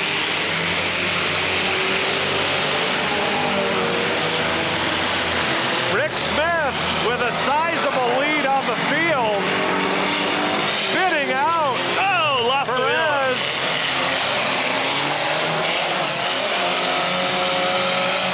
A lot of action here in this heat. A lot of contact. A lot of people going backwards. A lot of people going backwards. Rick Smith tearing it up.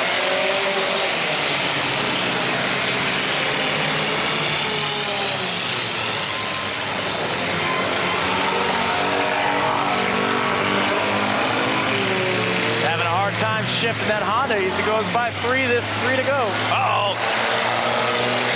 169 Perez is in a bad situation here. Gonna get drilled. Oh, yeah. Scott Carter's 33. His wheel's stuck to the left. Another bad spot. Might want to move up a little bit. Rick Smith still in the lead. Brandon Nixon with the white flag. Actually, now Chris Rowland is in the lead. Another one of those. Well, we thought he was there. Now he is there. Man, he is. Oh, he's going to go wide.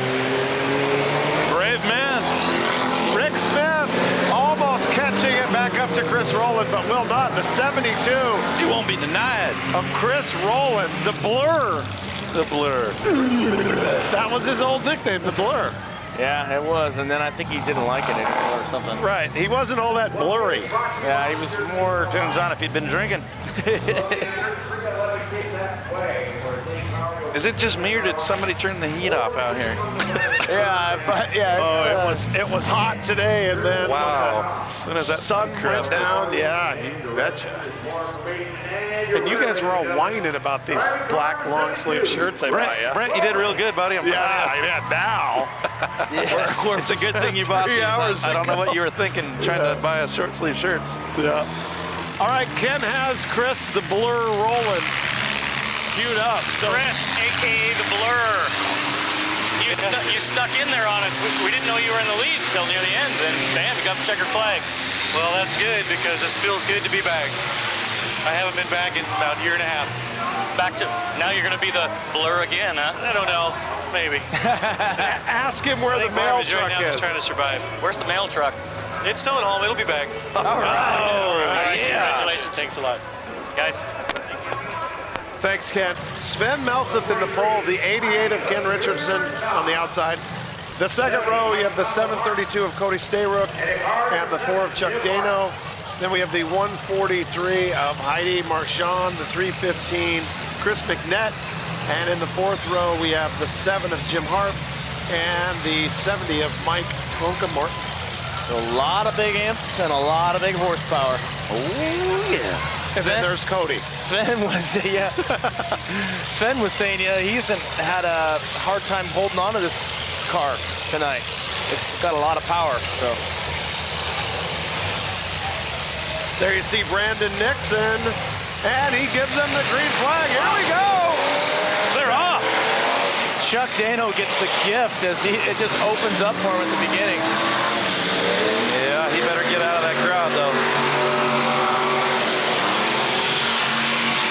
Taking it wide, that ain't good. That's his signature move.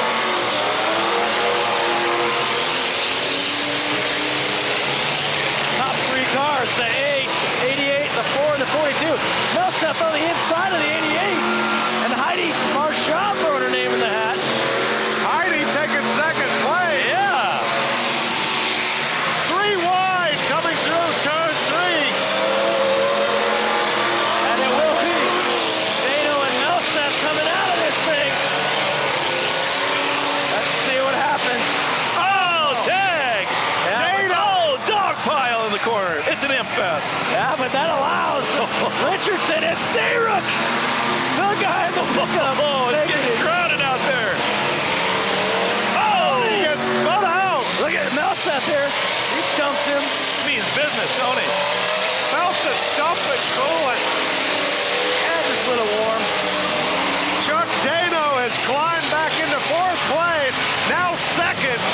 Chuck Dano is on Richardson's tail. These are 4 of the best drivers we got out here, folks, and this is awesome. And Richardson saying, come on, guys, go ahead and fight it out.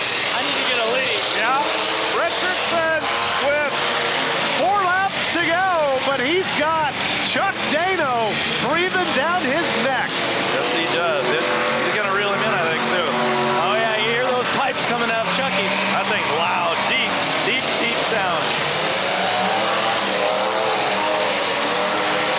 Oh, Richardson just made an error. Yeah, that's also what happens. You get Chuck coming at you, you know you can't make a mistake, and what happens? You make a mistake. Exactly. Chuck Dano loses the tire. Oh, no. At least it came off. It ripped it right off. He's still got enough, though. It ripped the whole center of the wheel out. 3 laps to go. 2 laps now for Chuck Dano. Can he do it? Down a wheel, it's going to be tough in those corners. Now Richardson takes the lead.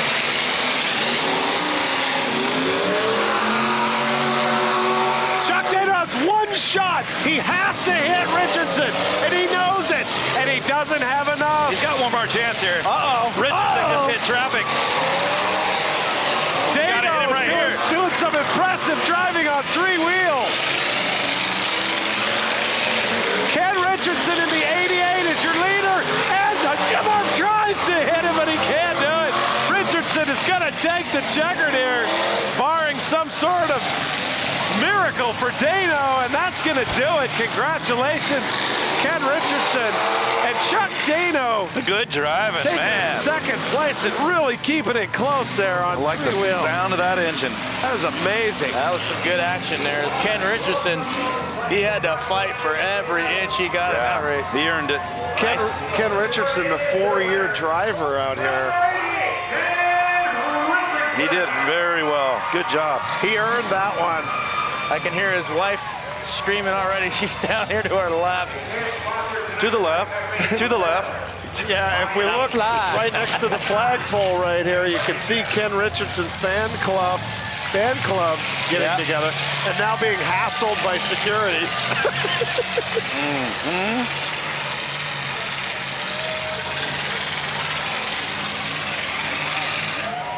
Ken, you've got him down there. Take it away. It's the two Kens. Ken, you changed places a couple of times there with the man, but you got him in the end. Yeah, he's a really good competitor, and it was just my night.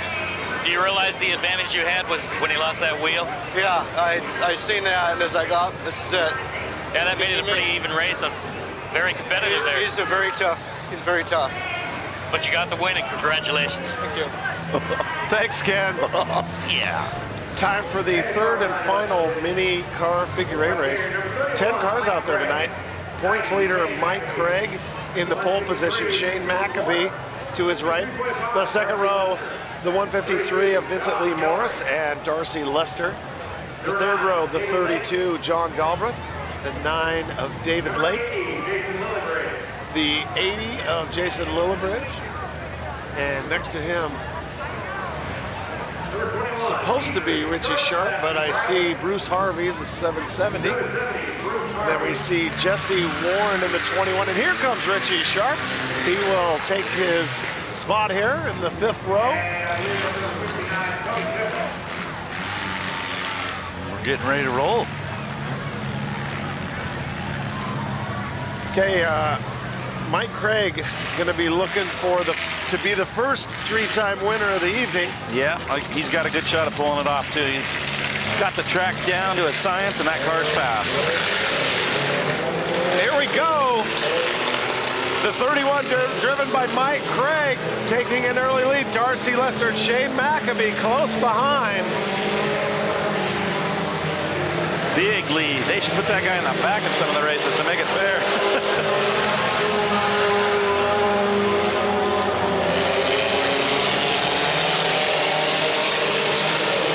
They need to spread out a little bit here and try to get some distance between each other to clog that middle up. Yeah, they're going to have to do something, because otherwise he's just going to run away with it again. Here he comes to the middle, and he will be unopposed this time.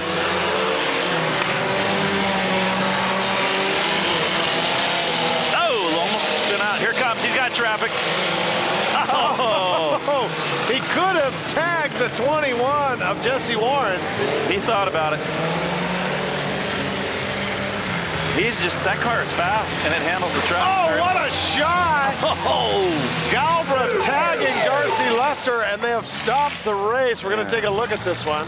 It looked like it might have hurt a little. She looks okay to me. Yeah. The 63.5 was the car that was hit by the 32. I don't see a problem. She was doing the neck thing to like straighten it out if you have a kink, so she might have got her bell rang. I think she's okay. Yep, she got hurt. She got twisted. It's hard when you get a side shot real hard. Your neck goes in a way that's not normal. Maybe we can get a replay queued up of that as Ken Nelson comes out there to see what was going on. And some of you remember an injury 2 weeks ago. This is not the same person.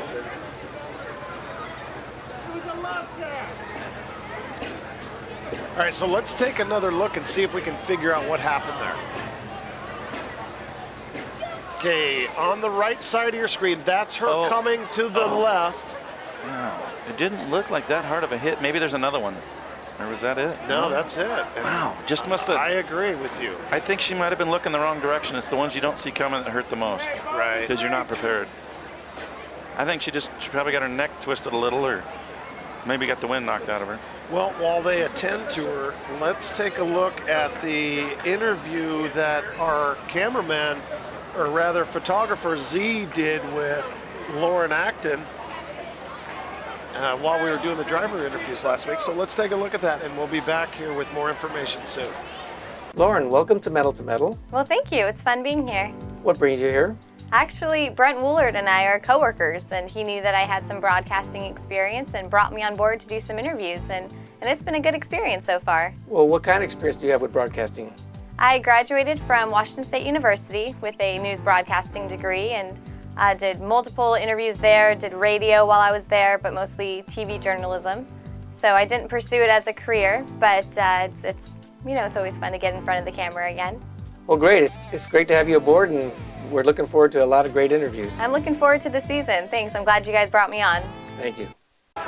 Well, Ken has a little bit of information down on the field, as it looks like they might have a fire in David Lake's car. You see him there. Ken, tell us about Darcy Lester. Yeah, she was a little bit drilled there. She was confused, looked at me like she didn't know who I was, who anybody was, even her husband.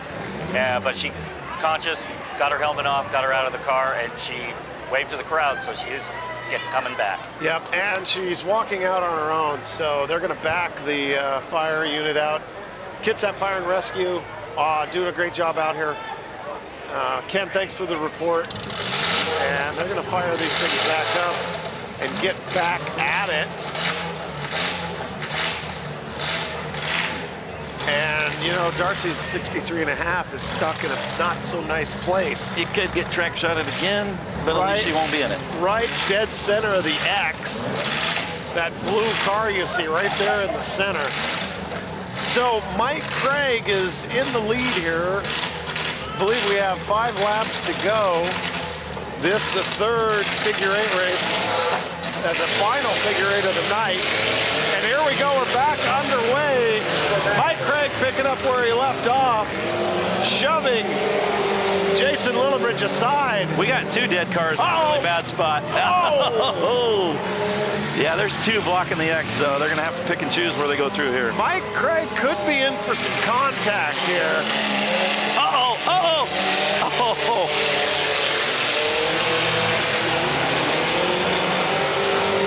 We have 4 laps to go. Now 3 for Mike Craig in the 31, trying to become the first 3-race winner of the night. Oh. Wow, you couldn't have put a piece of paper between those 2. Oh, there's a shot.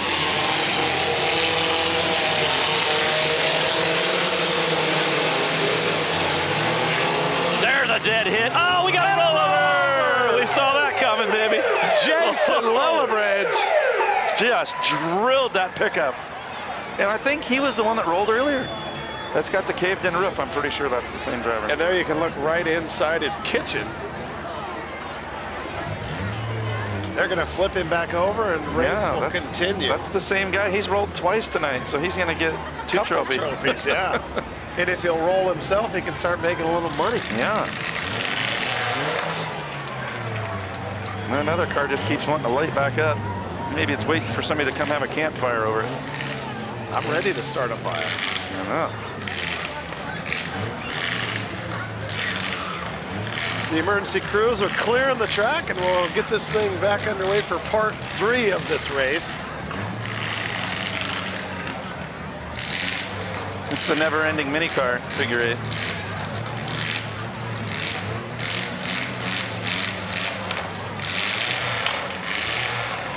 Here we go. Green flag. Mike Craig. We started with 10 cars. We have 7 still going. Lillibridge is creeping up on the 31 car. And you know he's just going to be looking for some contact. He's down a tire though now. That's not going to help him. White flag is out for Mike Craig. Uh-oh. Oh, he just threaded the needle. That was a needle threader right there. Wow, that was close. Brandon Nixon with the checkered flag, and it will drop for Mike Craig, third win of the night. Lillibridge just got jacked up. Now, that's the truck that Lillibridge rolled over. Oh, there went his tire.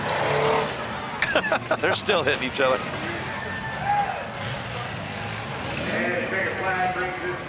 Could be some, yeah, there you see the contrast in tires right there. It's a slight difference. It's hard to notice, but if you look closely, you can tell which one's bigger. Now, I believe that was Richie Sharp. So let's take a look at a replay and what is turning out to be our best event of the night here so far, this third mini car figure 8. And here comes Mike Craig through the middle and barely missing the 2 truck of Richie Sharp. Close. Let's throw it down to Ken, who has Mike Craig queued up. Mike, as we bask in the cool glow of a northwest sunset and the warmth of the fans flows over us, what are your thoughts? Points. I guess I'm in it for points now. You know, you had a couple chances to hit some guys out there. Why not? I veered off a little bit. I made a couple hits tonight. All right, I'm looking forward to that hit you talked about earlier. I'll be out here in the finale. I got my solid call ready to go. All right, rock and roll. But guys. All right, thanks, Ken. So the car is out in the track. You see him there now. The 711, which is normally Rick Hicks's car. The 10, that is Cody Wells. 55, Axel Harp. C4. All right. The 7, there we go. That's one of the Harp Pittman's cars, the 7. The 1 is Enzer. The 66 is Lauren Jones, and 315, Mr. McNett. That could be Bender in Kelly's car. He does a lot of work for him, I'm not sure. You got Jim Harp's car coming out, Pittman, and Chuck Dano's car. All right, and Toby Long, and Steve Harris. So, Lordy, this is going to be, what, a 12-car? Congratulations to the drivers for giving up their cars. Let these guys go out and have a lot of fun tonight. They do a lot of work. Definitely. I think they should make them figure 8s, too. What the heck, man? Yeah. Especially it's at the end of the night. These drivers are not going to be driving them any more tonight. You got plenty of time to fix them. 2 weeks to fix them. Ruts bad in the always treacherous turn 3 you see right there in front of you. We'll see how these guys, they haven't been on the track tonight, so they don't know where that rut is. So no. Their first go at it's going to be kind of on this base lap. They're trying to bring more cars in. Wow, that's a lot already. They're saying 1 more, 2 more? 2 more and make it an 8 would be real fun. Yeah, here comes Heidi Marchad, Earth Sedan. All right, now we're good. We all know what happens to the metric GMs when you don't pre-bend them. They go in the dirt. The dirt. The road grader. All right. So we'll just call the cars by their normal driver name, and we'll find out who the winner is. Who it actually is. Nice slow lineup here. This guy's been watching tape. Yep. Keeping everybody back so they're bunched up and they're going to go. I think he's going to let them go. There's a lot of cars. Yeah.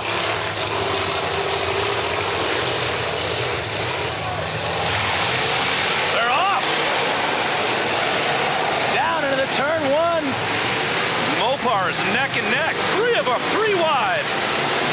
Oh, yeah, the Cordova's got it to the wood. There's still a piece of spark on the wall over there. Wow. All right, so Rick Hicks's car, the 711, comes out of the scrum in the lead. Yeah, they aren't messing around, are they? I thought this was going to be a tame race, but no such. Oh, no. Wow. And you mentioned it. Looks like Bender Bossi is right. Yep. Some of these pitmen know what they're doing, don't they? I think they've done it a time or 2 before. It's not Bender in the 1 car.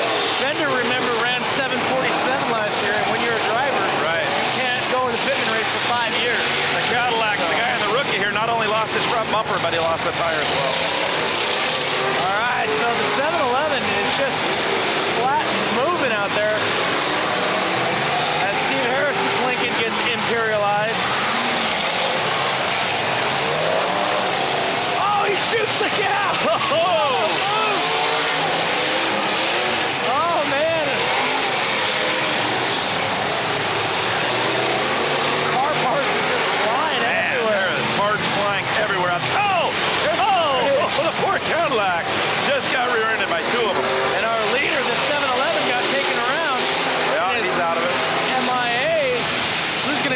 for the lead. Man, they are wrecking some cars. It's getting rowdy. Going into turn 4 down here in front of us is routed. The 66 is your leader going into turn 1 right now. It's the silver and yellow car of Lauren Jones. Oh, there went the radiator. Here he comes. There you see the 66 on the left there. Oh, the car's getting into the concrete wall in front of the flagman. Doctor. Well, somebody forgot to tell these pitmen that they're not real drivers. They are racing a heck of a race.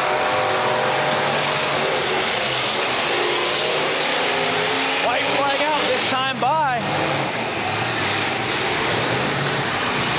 Steady as she goes, Lauren Jones at 66. Whoa! Wow, they are still going at it. One lap. We will take her to the house. And checkered flag is out for the car 66. The big Chrysler Imperial. He doesn't know he's won yet. He's going to continue racing. That was a pretty good pitman race. Yeah. One of the best I've seen.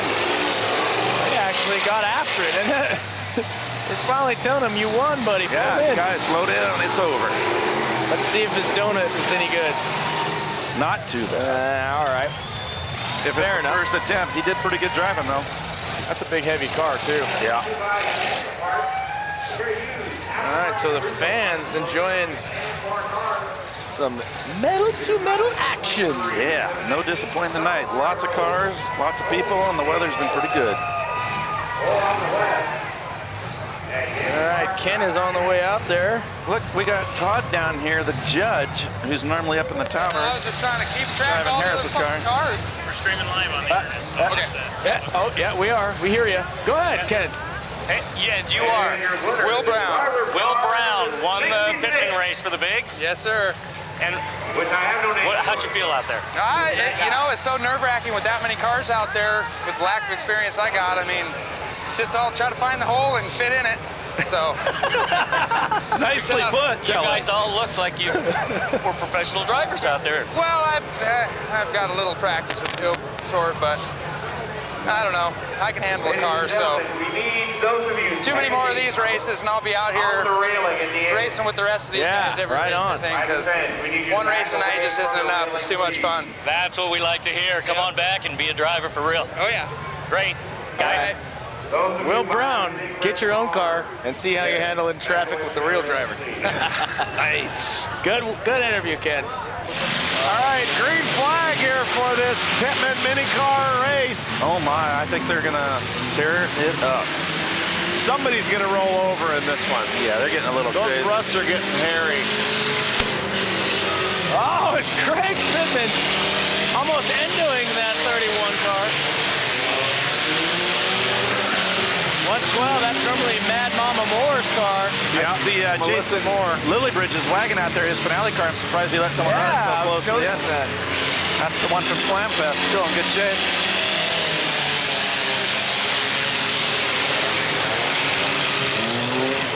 A lot of smoke screens tonight.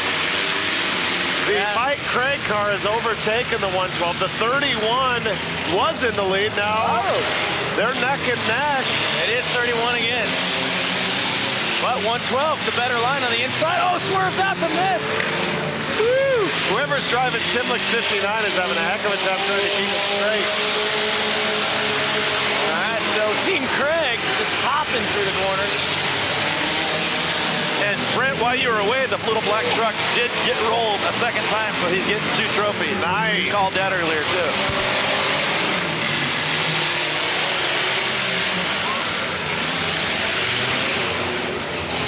I love the smell of burnt rubber. Oh my gosh, it makes me want to go finale. Somebody has a tire up somewhere. Woo! Grinding. Craig still in the lead. 3 laps to go. Craig's Pitman, rather. That thing could give away at any moment as he hops through the corner there. If you add burnt rubber smell flavoring to your barbecue, you could be a redneck. Oh, yeah. I'm going to have to try that. I'm going to have to smoke up burnt rubber ribs. People smoke salmon with, you know, all kinds of different maples and this and that. Yeah. He could try burnt rubber with just a pinch of salt. Kick it up a notch. We need to write a You Might Be a Demolition Derby Driver book. Because we got buckets of those things. I know. There's a whoa! There's somebody almost rolled themselves in the 31 car. Now, when did you write that joke? Okay, now? That just rolled right off my tongue. Is there a light on the trunk of that 31 car? What's that? And Ken Nelson is with the driver of the 31. And you are? Jeremy Wilson. Jeremy Wilson, the man behind the car of the night in the minis. So, did you put this thing together? Nope, I just barely know Mike. He's like, you want to drive it? I was like, yeah, sure. Okay, and that's how you got your start? Yeah. All right. Do you notice he has a helmet on, Ken? Yeah, he's still got his helmet on. Yep. That's in case Ken takes a swing at it. Don't you want to be famous? Not really. I would never take a swing at a guy that drives a derby car. They're my best friends. Of course. All right, congratulations. Thank you. Somebody tell Ken that he doesn't have a best friend. 7 cars here for the final big car race. Looks like it was a pretty nice two-door. I'm surprised they tore into it unless it was rusty. Yeah. Rick Hicks in that 7-Eleven is the pole position driver. Flat tire already for Britt Steele. Wow. Gotta cut that metal out. Here comes Hicks. He knows he's got to get moving because Kelly's on him. Kelly lost fire. Toby Long jumping into second place. Rick Hicks holding on to the lead.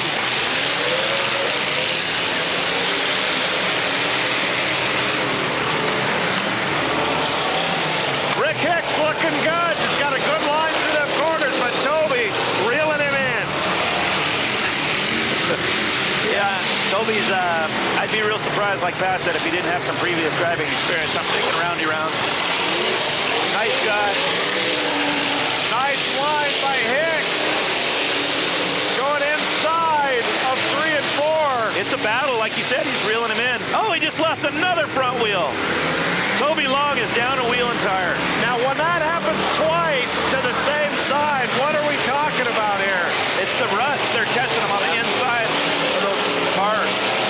So, Rick Hicks, you have 3 laps to go and about a 3rd lap lead on the field. The driver's side wheel is vulnerable on those ruts when they're coming into the corners, and it's just shearing the studs off real hard on the front suspension on a stock car. Rick Hicks lapping 3 cars.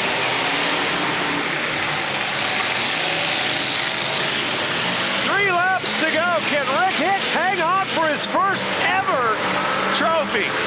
No problem. He's got it. Ricky Bobby, shake and bake, baby. Oh, yeah. I don't know if you know this, but he's kind of a big deal. And Rick Hicks really a great guy. Kelly and Toby got a little action going down there. Now Hicks is not done, though. He's going to get right up in there.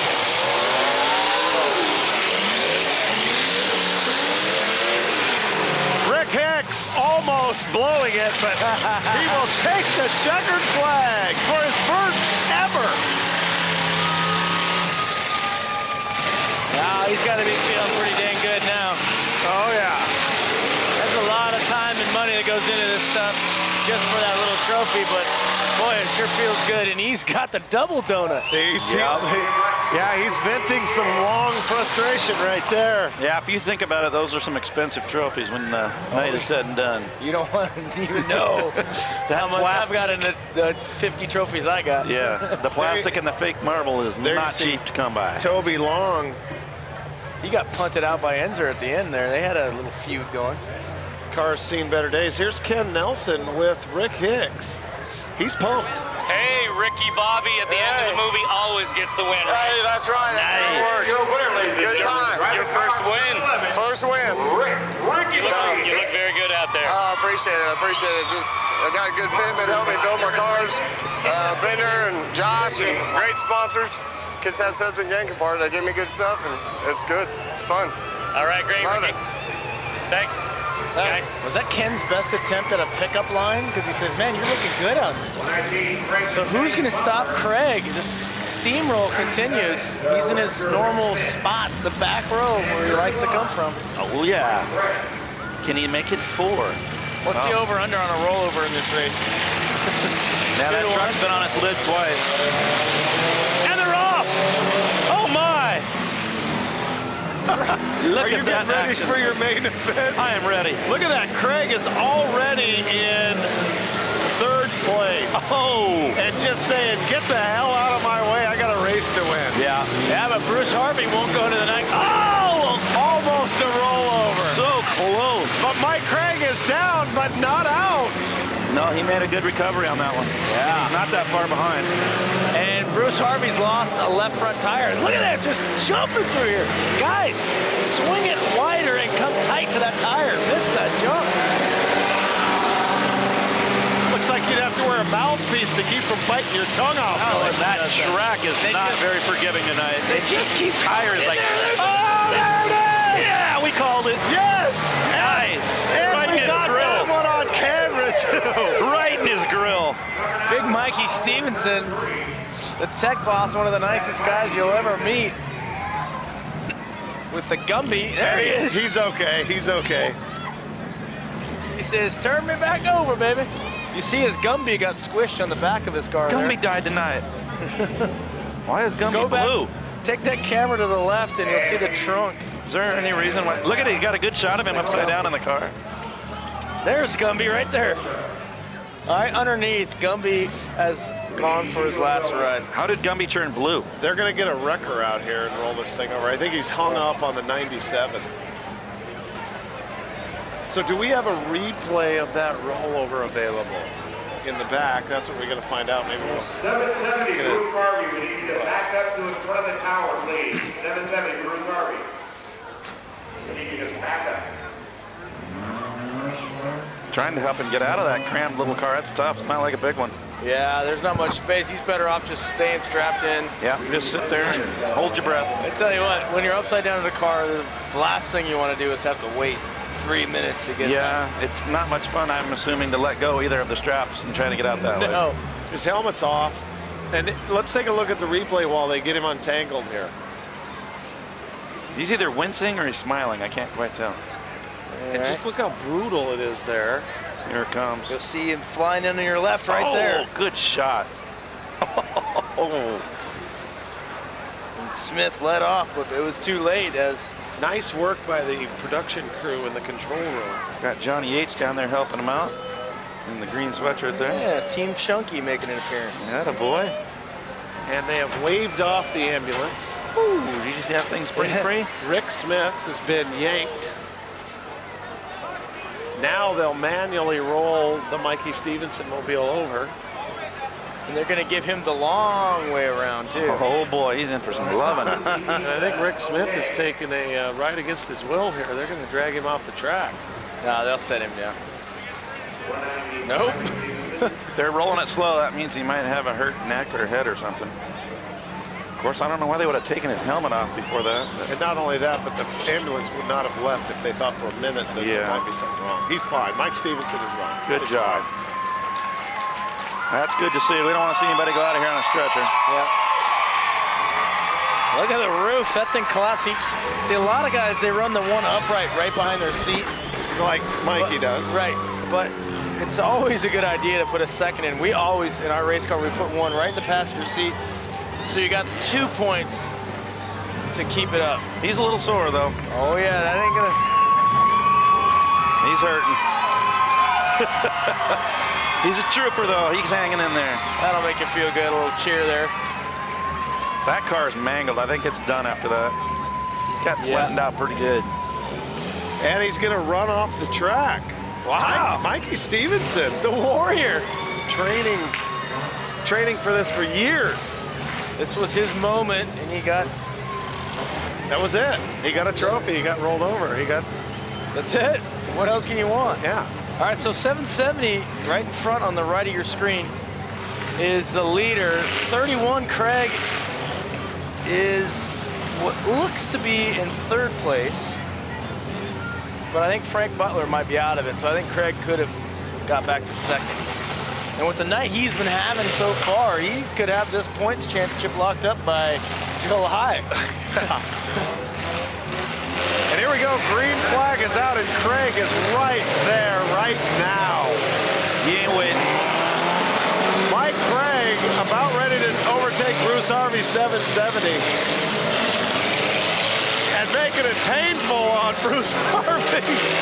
There goes Mike taking the lead. Bruce Harvey just flew a front left.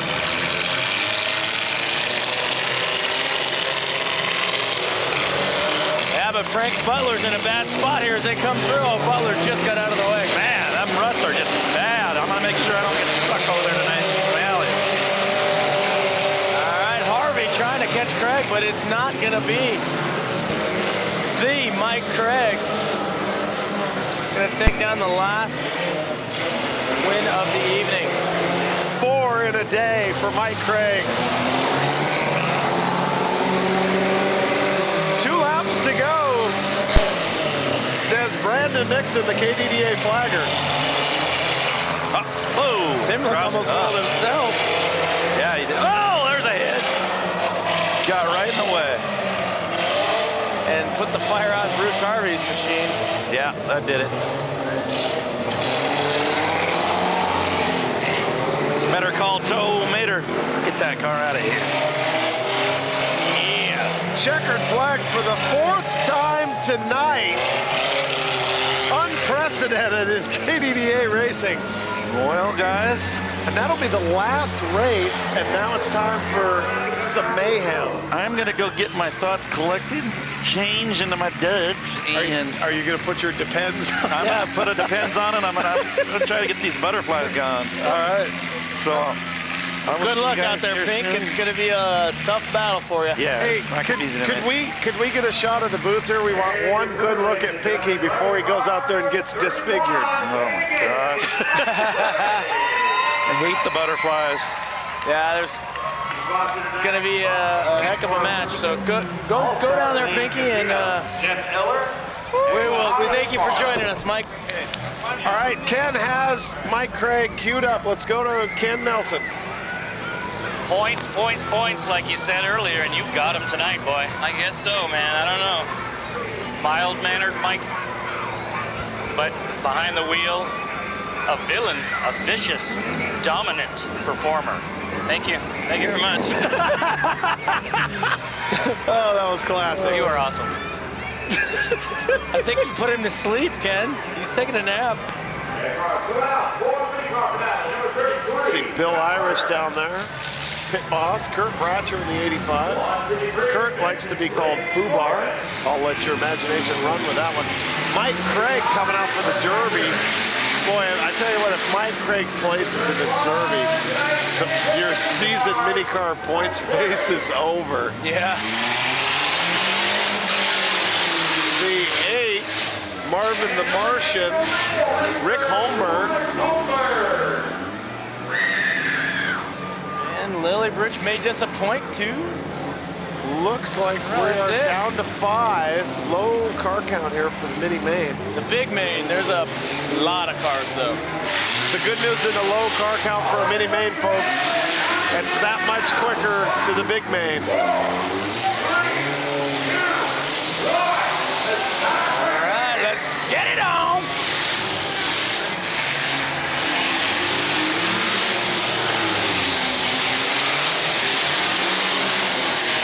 As they do their circle the wagons like the Buffalo Bills action. Oh, nice shot. Scott Carter getting tagged by Mike Craig. Now Craig is just... Craig has a lot of sparks flying.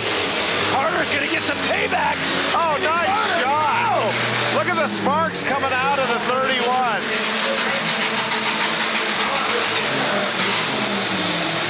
He's breaking his flag. He's toast.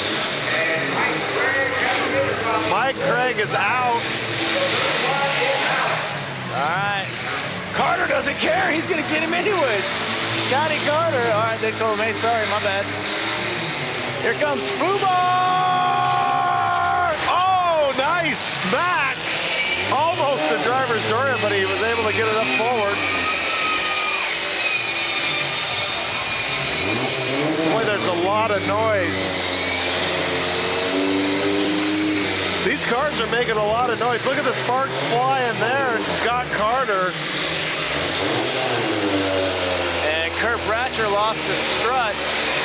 He's gonna get lit up by car. Oh, what a shot! T-Bonus Maximus. Oh. Scott Carter plants Kurt Bratcher. Looks like it's down to Vincent Lee Morris and Scott Carter. Yeah, it's gonna be Scott Carter. Bratcher is Fubar.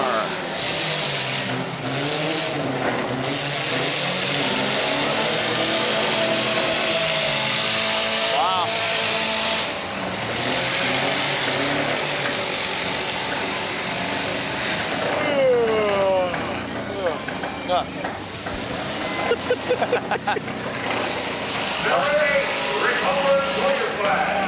Holberg just been told to pull his flag.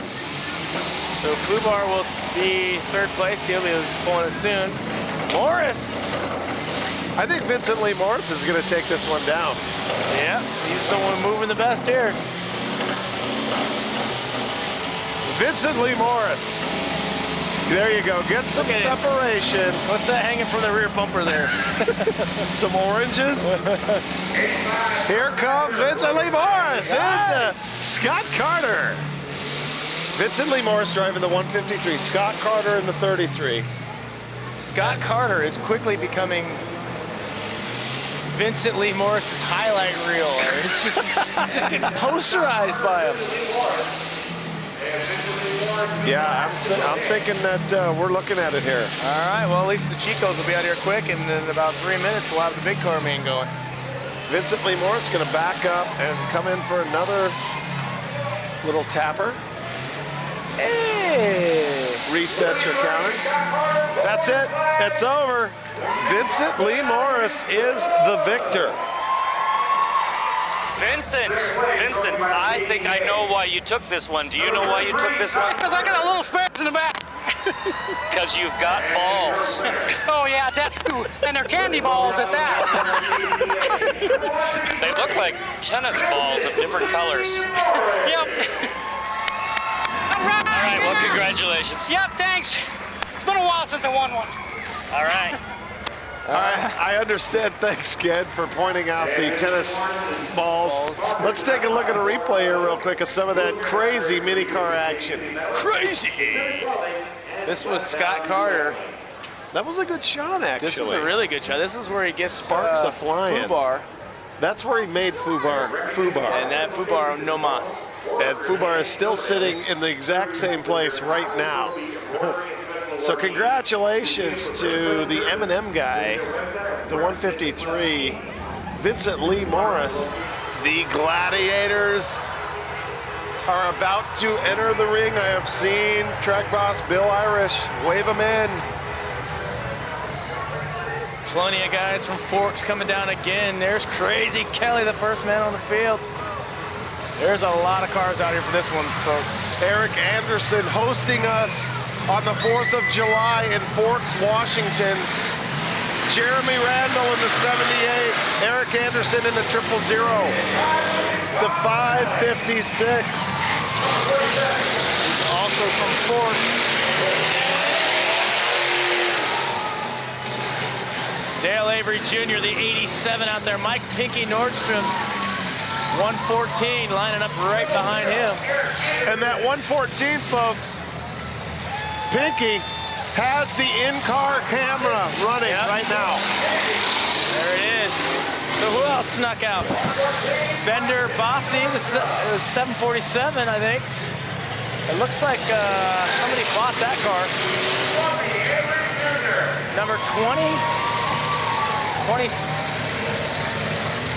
Number 20. That's that Rex Allen from last time. That's Rex Allen. Yeah. And then Reaper, Mike Harden, the 84. And then the 38, also a visiting driver. Oh, Dale Avery Jr.'s axle is out right now. I can't believe it. Oh, Dale Avery just lost his axle. Oh, he's going to be heartbroken.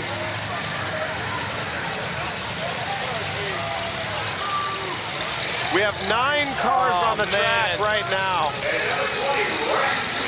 including Dale Avery Jr. Yeah, but he's got to go out to the pits, man. One axle out. Dang. He's stuck now.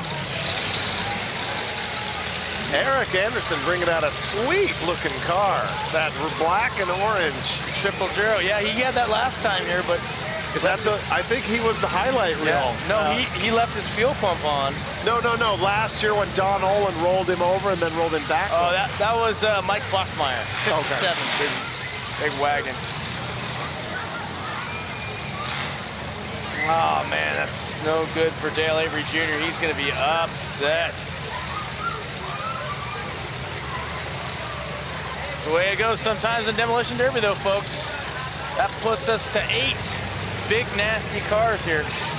I do not know who the 38 is. We don't know the 38 or the 556. They snuck in on us. Boy, is Dale upset. Yeah, Ken's down there with Dale. Yeah, he's going to be furious. Here we go.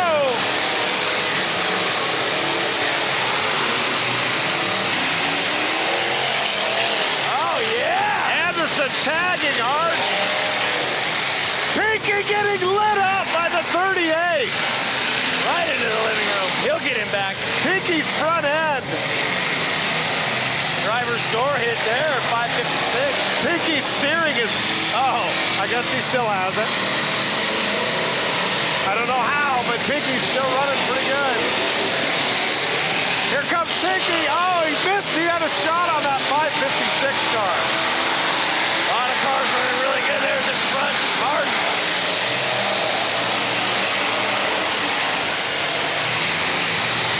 There's Eric Anderson taking out the back of Jeremy Randall.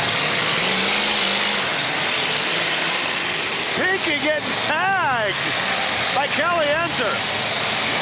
Enzer's still running pretty good. Jeremy Randall doesn't even have one dent on his car.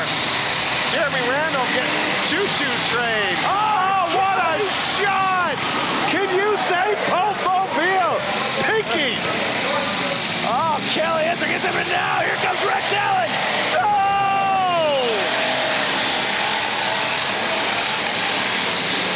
Pinky is getting hit from all sides. So pretty soon it's going to be team. Gosh, this is great.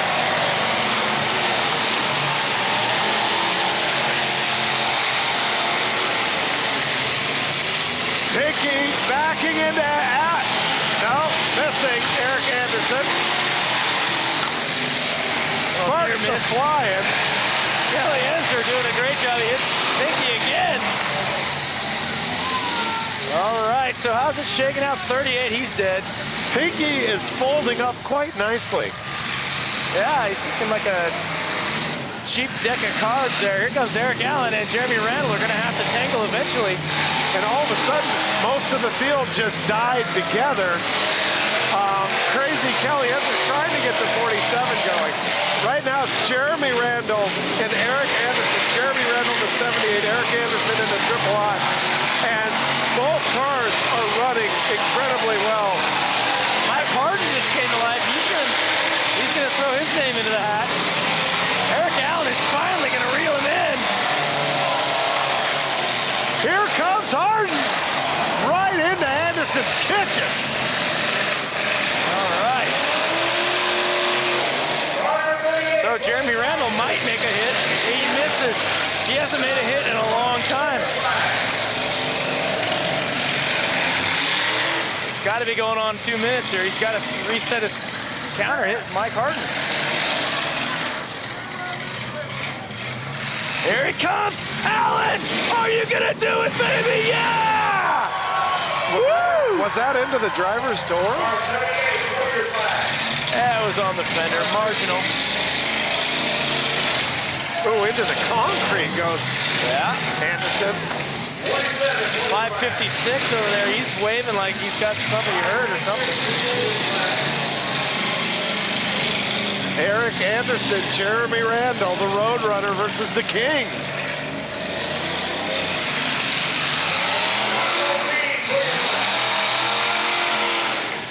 That motor sounds good at that Mopar. You know, Pinky might have actually placed that. Yeah, he was, well, Harden's got third. I think Kelly may have gotten fourth, I don't know. These two need to quit doing ballet. Here we go. Oh. I thought he was going to go good. Randall, I'm telling you, has not made a hit in like at least 2 minutes. They're just going to let it go anyway. Yeah, he's timed out. I thought so. Good night, Jeremy Randall. I'm thinking he said 38. He just said 78 was timed out. Yep, the judges are looking back. Jeremy Randall's something blew in that motor. And that's it. Yeah. You're right. Jeremy Randall timed out. So Eric Anderson comes all the way from Forks. There was some pretty good action in there. Glad those guys came down. Keep coming down, guys. Keep taking our money. We like it. So we got to get Ken out there to get Eric Anderson for an interview and Pinky. See what happened there. Yeah. We've got a replay here, so let's take a look while Ken moseys out. This is where Enzer stands up Pinky. That's a nice shot right there. Great camera work. I don't care who you are. That's funny. So Ken Nelson has Eric Anderson, who, by the way, told me he would get a haircut if he won. I can cut my hair. All right. Yeah, live on the internet, another bomb. Yeah. Eric, so you're gonna cut your hair? I got a trophy. I can cut it now. It's gone. Okay, I'll cut mine too. Okay. Okay. We can get out of the 70s. Left. We should bring it down a notch. Right. I agree. So awesome. I didn't even know it was over. Thought there was a fire or something. Yeah, you got him, man. Where's he at? I gotta shake his hand. I got him once really close to the driver's door because I shot through a gap. 78 over here, I think, second place, right? Yeah, what a hell of a run. That is one tough car. I couldn't get it. All right, thanks, Eric. Thank you. Guys. Thanks to Team Forks for coming down and taking the win.